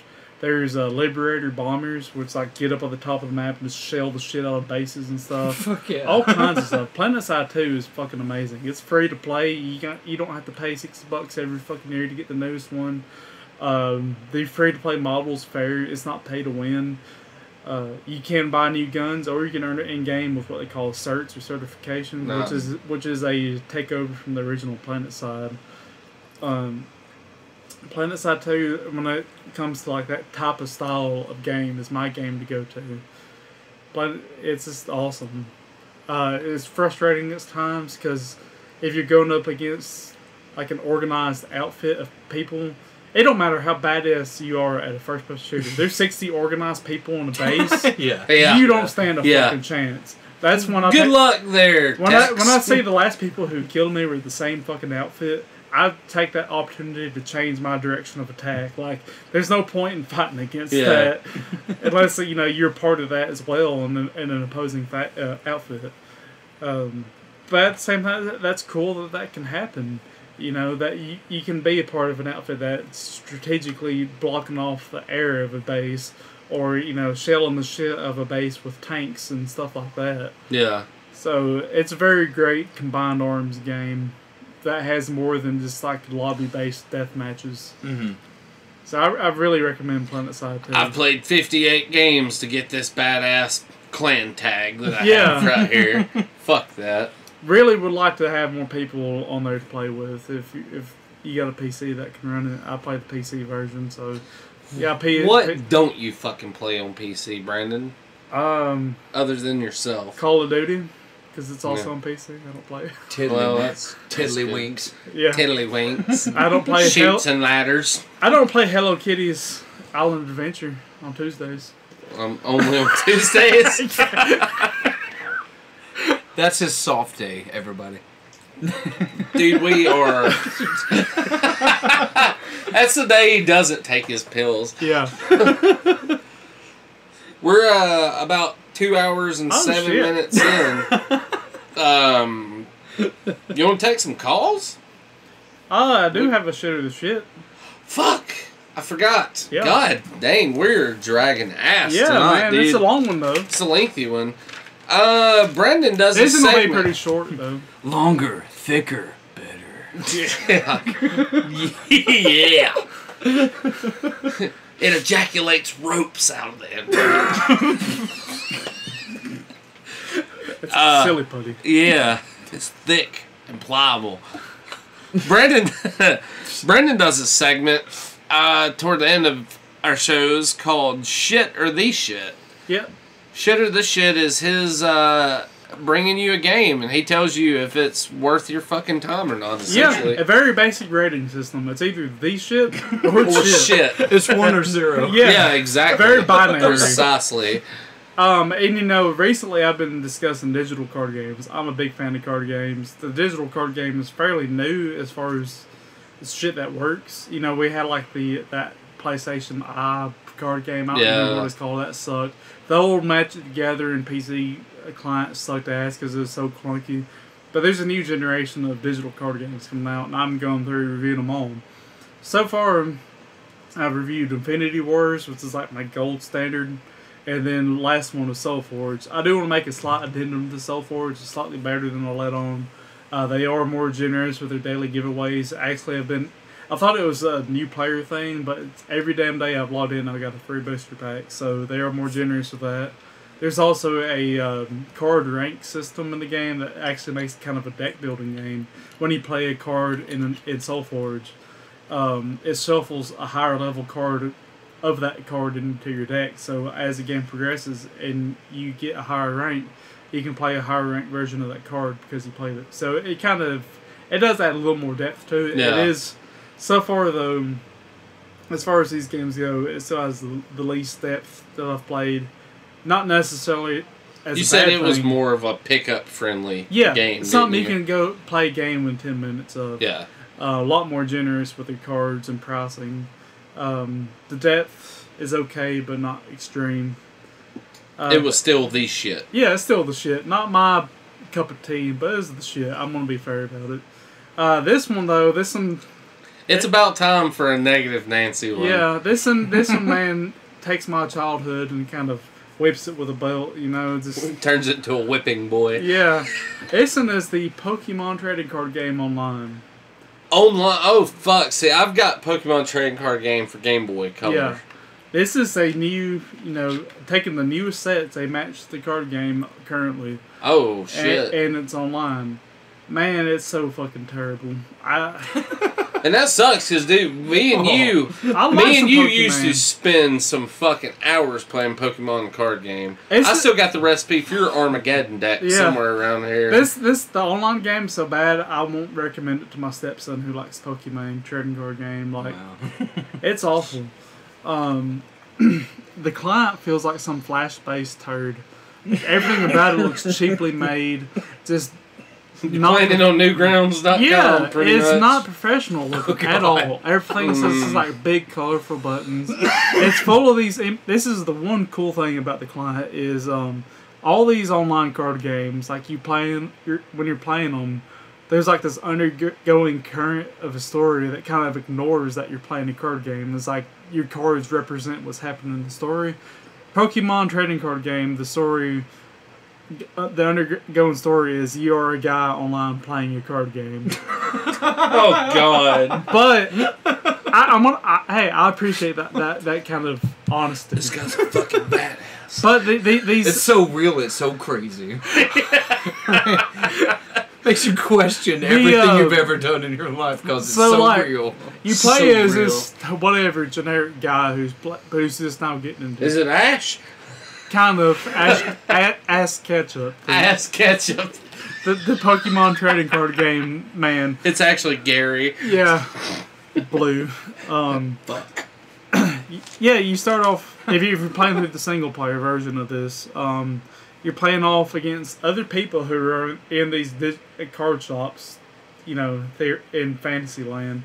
You're like, yeah, this guy's the best guy in our card shop. You got to play against them. And you go through like tournaments in these card shops online. And man, this is the most boring. It has predictable battles, and you have to do these if you want to get the starter decks.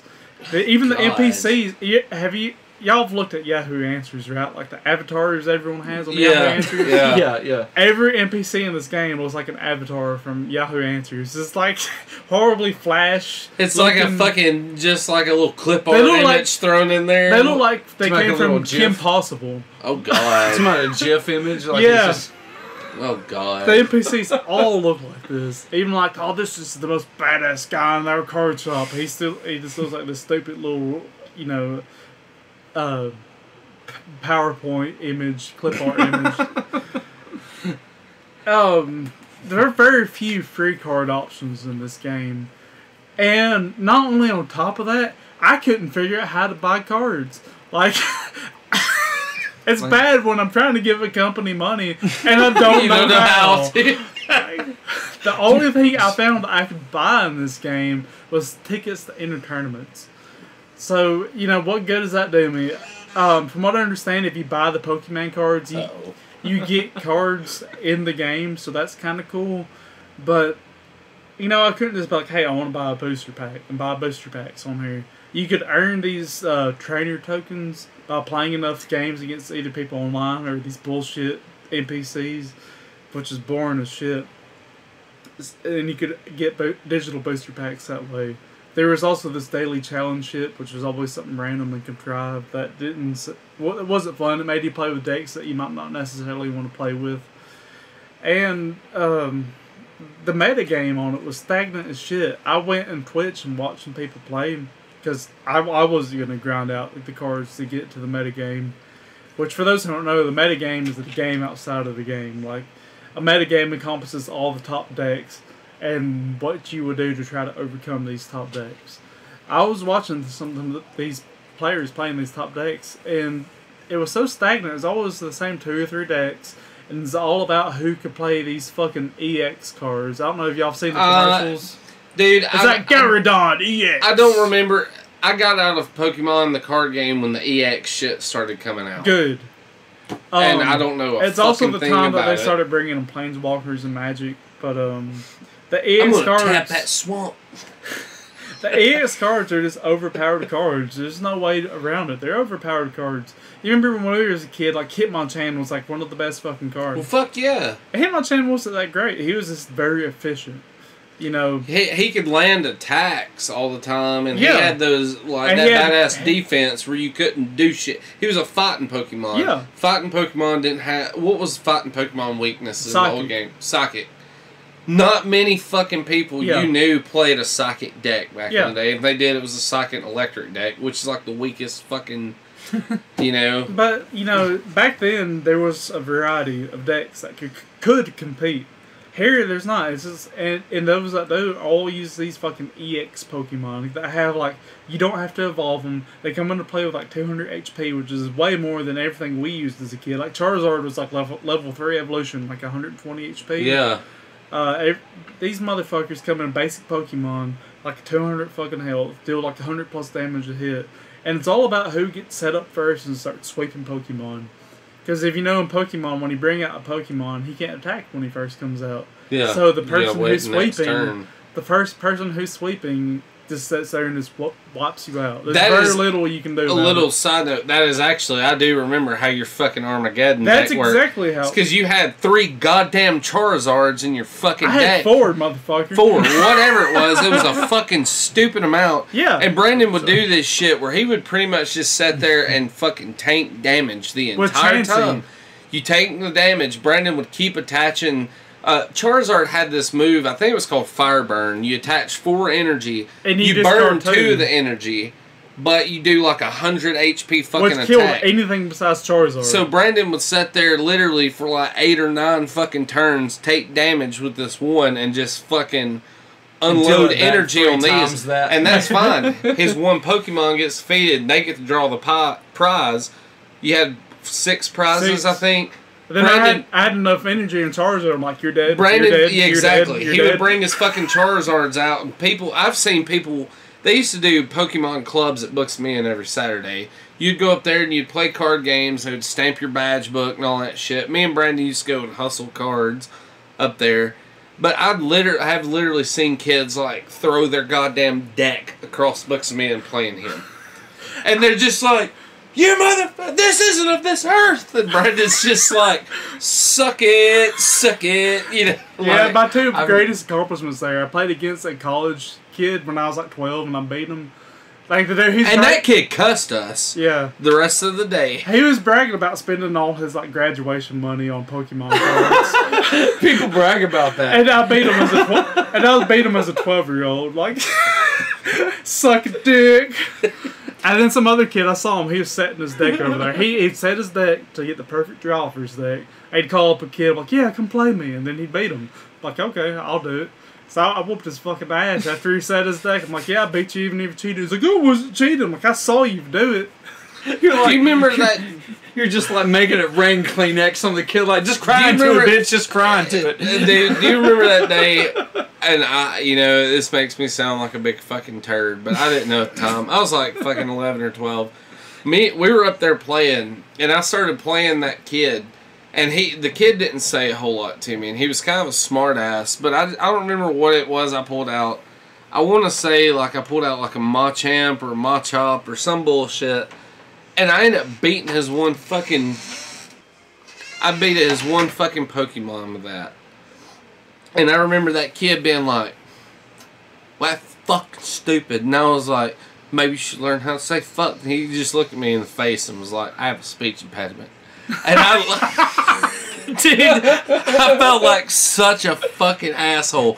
All I did was just put my head down and gather my cards up, got up and walked away. I didn't even finish the fucking game.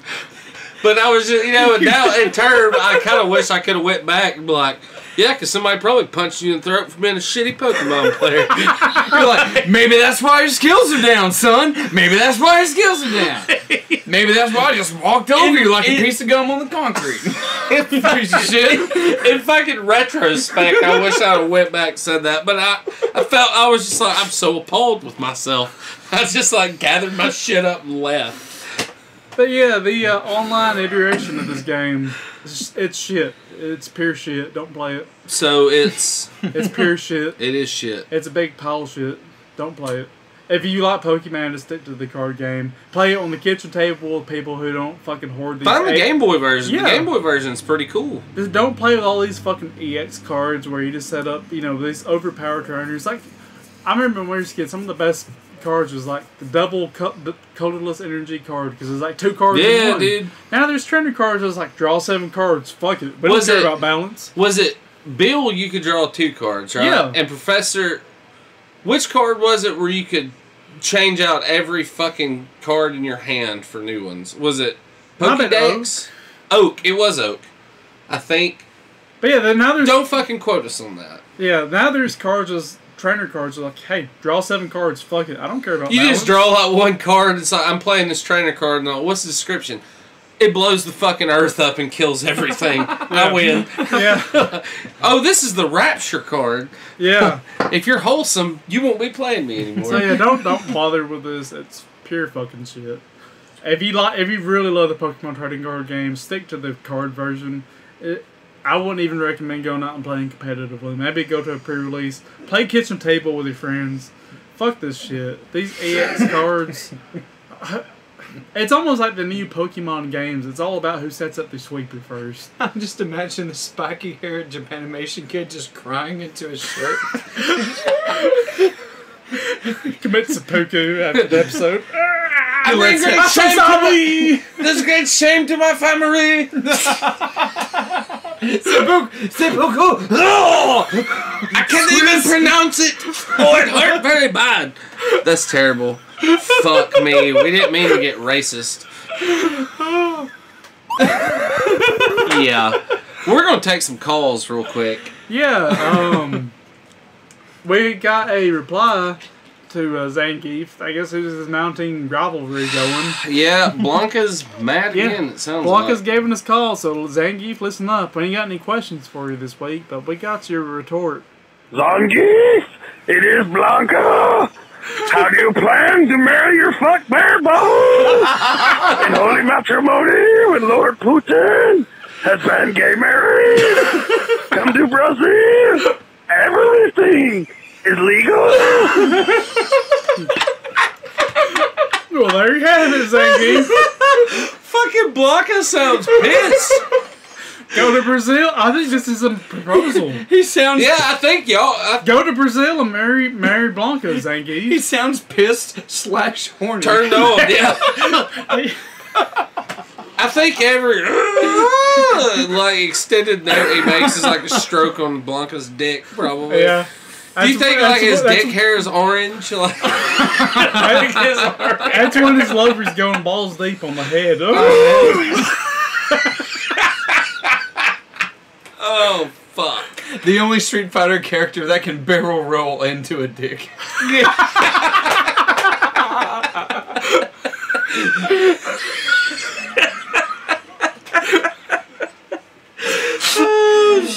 Shit! Oh yeah, I forgot. If you want to give us a call, we got a jingle for you now. Oh shit! 682-777. Fuck you. Dial the number, you know you should. Fucking Leave us awesome. a message, Fuck yeah. you know it gives us one.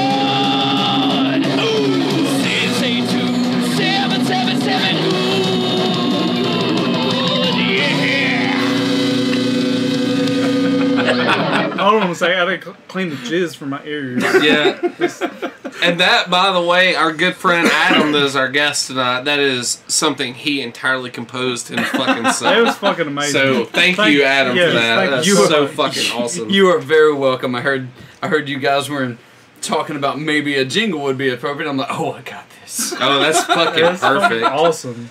That's that what, don't that's make- what me if- in an afternoon alone with my iPhone and an ample do. Dude, if people will not call into our podcast, Matt, they're fucking spiritually dead. Yeah. Like, period. Like, You're void! Void of joy! You vapid fuck. exactly. You have nothing left but hate for life and all that is good. If you don't call this fucking show. You just after described me. You did just describe Brandon to the T. Alright, we Son got a of a call bitch. from Jackson Brown again. Uh-oh. Hey, it's me again. I was just wondering if Grand Theft Auto Online was pissing y'all off too. It doesn't fucking work for me half the time. People quit half the time, and the heist doesn't fucking work. And that's all I want to do. That's all I ever want to do in the game is finally give us heist, and it works. But people goddamn fucking shit quit the fucking game every single time. It sucks. I was wondering what you guys feel about that. I feel you. This load screen takes way too long. I mean, I never get to play with you guys because you guys are always doing something cool, and I can't. I just ride bicycles around. We're way cooler than you. I just Steamboat living motherfucker. Play the game because it's the game of games. It's the king of games. Grand Theft Auto. I've always played it. Always will play it. But I'm just wondering comments and some hell. Thank you, Jackson. Thank you, Jackson. We agree yeah. with you though. GTA 5 Online fucking Yes. drives me fucking mad. Yeah. I love GTA 5. We talked about this a couple episodes back. It's one of my favorites, but the online is fucking shit. How does a company with as much money as Rockstar fuck that up? Like the thing is, I've seen people spend like they'll hit up their friends and be like, "Hey, I'm online." They get them online, and then they're like, "Okay, we're gonna do this heist," and they start getting everything ready, and then some fuck ass just comes down the street in a car and just rolls them over. Oh, dude, well, Just the out bad of thing nowhere. is like you get in a fucking heist. You know, it takes forever to get enough people to get a heist going. You know, you get in a fucking thing, get a heist, you get almost 90% done with it, and some fucker bails on the game. That fucks everybody. Yeah. You don't get any money, you don't get any RP, you don't get no shit. So it sounds like they took the worst parts of an MMO and put it in the game. Well, Like, that's one of the things about a lot of MMOs. Like, you spend hours putting together this team, and then you get halfway through the dungeons, like, oh, well, my wife's pissed, I gotta go, bye, and then you're screwed.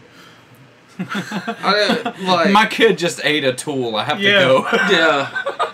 It's shit, man. Like, you'll get to playing, you'll have a bunch of shit going on, and it'll randomly fucking boot you. Like, the servers are fucking shit. What little I've played with you, it's just random boots. Yeah, like, you'll get in a big firefight. Like, I dropped in on a map, like, the week before last. There were 4 fucking people with tanks on the map. Chaos. But it was fun, you know, because I'm just like, I'll die a couple times, I'll get to another point, kill one person. You know, it's fucking fun.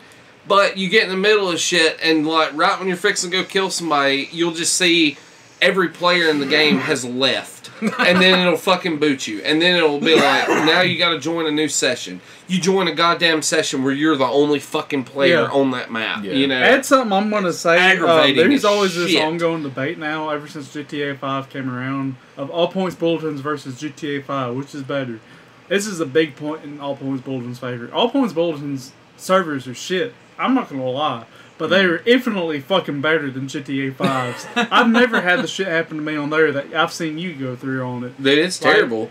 Even like when I had it on PS3 versus having the Xbox One copy, it's still fucking and the shit. All Points Bulletin Like- is based entirely on having teams. Like, you don't play 1 versus 1 hardly ever. It's always team-based. It groups you up with random teams, or you form your own teams.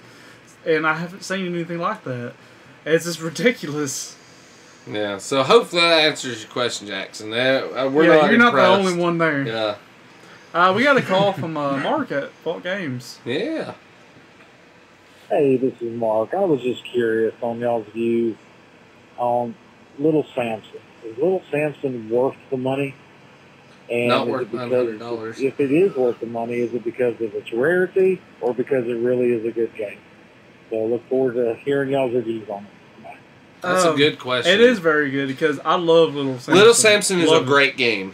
That is one reason why it is so expensive. It was one of the last really good games to be put out at the end of the NES. It's one of the life games cycle. I've rented so many times as a kid. I had no clue it was gonna be worth what it was. I would have just kept the motherfucker and paid him $40. I've never even. Little Samson is one of the last games to have come out for the NES. It's kind of like a Mega Man type side-scrolling game. You can change pick into 4 different. different characters. I want to say You can be like a dragon, Samson. rock guy, someone else. Each one has their own abilities. You work your way through the level. The big thing about this game is now, though, it's like a fucking $500 game loose and like $1,000 if you got it with the box. Holy It's shit. uber fucking. So I'm gonna it's like the top, other than like stadium events and probably like the World Championship carts. It's like one of the most sought after like NES games out right now. I'm gonna say that it is not worth what it is. It's not worth no fucking $500-600 If it's an NES simply game. because you can fucking emulate it for free. Yeah. For collector purposes, that's where the rarity comes in. yeah, exactly. It's worth what It is. is. It's a great game. Don't get me wrong. It's worth every penny, almost every penny of what it is worth because of the rarity. I would pay maybe $100 for it tops. I'd pay maybe $200. I'd drop $200 on it if I found a complete one and somebody was like, "Oh, give me $300." I'd be like, "Oh, of course." I've never spent more than $300 on a rare game, and I hate admitting that I've spent $3 on one. But I've spent $180 on one game, but that's Secret World. I bought a lifetime subscription to that game where I can jump in and play anytime I want to, forever. As long as it's a game, I can play it. It's an MMO, which is, they usually have subscriptions and shit. So I'm a cheap ass. So I guess I'm almost null and void on this opinion. Well, I think Little Samson, it's definitely, in my opinion, worth more than what it initially sold for. Oh, it's definitely. But 'cause it was it's a great fucking it's game. not worth like fucking $500. Like, and there's a certain, I'm not gonna name any names. There's a certain fuck bag around here in Coleman that managed to find a complete copy of this at a lady's house in Fairview last year, and I mean, just tell you how big of a fuck bag this guy is. He sold it to somebody for $800 cash, and then turned around after he sold that guy and has sold it to like 5 other fucking people over the internet, and he's got a bunch of pending civil suits now. He's one of those fucks. You know, fuck rag. Way to ruin it for everybody. Fuck your mouth. Fuck your mouth. Dude, you should go brush your teeth with a fucking shotgun. But get some fluoride in that buckshot. To answer your question though, Mark, like Little Simpson's a fucking great game. It's a great game. It really is. It's fun to play. It's in my top 5 as a childhood. It's not $500 worth of fun though. That's one of them. It's a rarity thing, you know. Yeah, definitely. But it is a good game. I highly recommend if you want to download the ROM of it, do it because it's shit out of it. It's worth a playing. fucking great playthrough game. And very Mega Man-ish kind of. I don't want to sound hipster, but I enjoyed the game before it was popular. Oh yeah, it was not something like, oh, everyone wants this game, it must be good. Like, you like fucking Earthbound before it has the major appeal that it does now. Yeah, so, I mean, that proves That's there. That's the only RPG I ever got into growing up. Actually, that's awesome. Earthbound. That's only like Super Nintendo game I saw my older sister play. Is Earthbound. Tell me this. What was the Amber name? played What was the Earthbound? name of the character that Wow. looked like a symbiote that was just black, like kind of liquid fire thing? It was just like. What was that thing's name? It was the main character you could play. On what game? On Earthbound. You talking about the yellow thing, the big robot looking thing? No, it was like he looked more like an alien that was kind of stretchy, kind of. I don't even know how to explain that. It's not I don't Earthbound, man. Earthbound, you're like a 9-year-old boy. Yeah. Yeah, no, I'm pretty sure it was. I don't know. Maybe it was just a single part in it or something. There was a yellow alien you fought at the beginning. That's I probably preferred what it it was. close to the beginning. I know I didn't get that far into it as much as most people. Like I said, it's the only really RPG I kind of got into. That's only one of the 2 RPGs I beat nearly yearly. That and Mario RPG. I love Mario RPG. I beat still. like FF7 every couple of years or so, but that Now you're gonna have to beat Chrono that new Trigger, Chrono Trigger's another one I beat almost yearly. But yeah, hey, if y'all want to give us a call, here's the number. 682-777 good. Dial the number, you know you should. Leave us a message, you know it gives us one. You better fucking do it. 682-777 good. I love that fucking Hatfield. Yeah. It's so good. So, there it is. But, yeah. So, that'll about wrap us up for this evening. You got the fucking number. If you don't know it, go back and listen to that fucking metal-ass jingle again. Yeah. 682-777 good. 682-777 good. Good! But call us and leave us some shit. If you don't, Brandon's gonna keep fucking murdering kittens. Yeah, and it's your fault. The overall kitten population has decreased by like 15% thanks to you not calling. Yeah. Yeah. Do we have any call-ins yet since you said that? No. Oh, there goes a kitten. Yeah. There. That was a kitten. Yeah. That was a kitten. Hold Its on. head just exploded like watermelon There's another hit by kitten. Gallagher. We sledgehammer our kittens. I take the same stance on voicemails as I do on vegetarian. For every voicemail you don't leave us, I kill 3 kittens. For every animal you don't eat, I eat 3. So, We're here to equal out the world. bro. yes. As always, though, you can find us at goodoldgamers.com, the webpage. You can find us over at Facebook, Good Old Gamers Podcast. Yeah, keep looking on Facebook for Good Old Game Fest updates. Yeah, we got more Good Old Game Fest stuff coming. Me and Brandon will probably have the schedule worked out by this weekend. Yeah, next episode I think we'll list it off what we're gonna do. For everything for sure be announced. Sure. We're on TuneIn now. If you like TuneIn, tunein.com/whatever. I don't even know a link on there. Stitcher. You can find us on Stitcher, iTunes. All kinds of shit, man. We're gonna be on YouTube soon.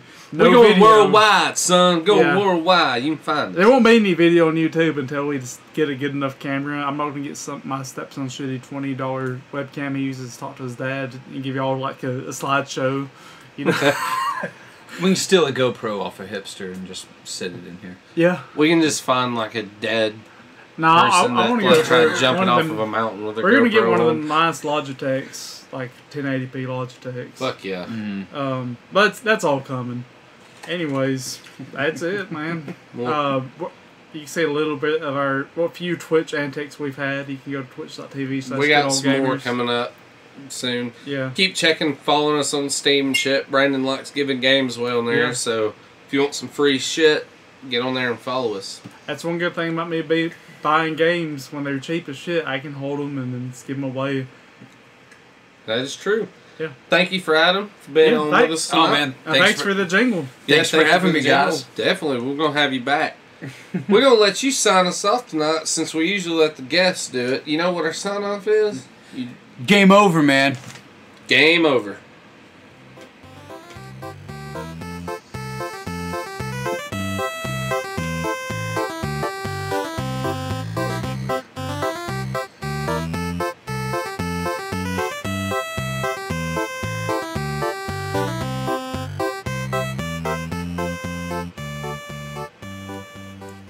Please don't go.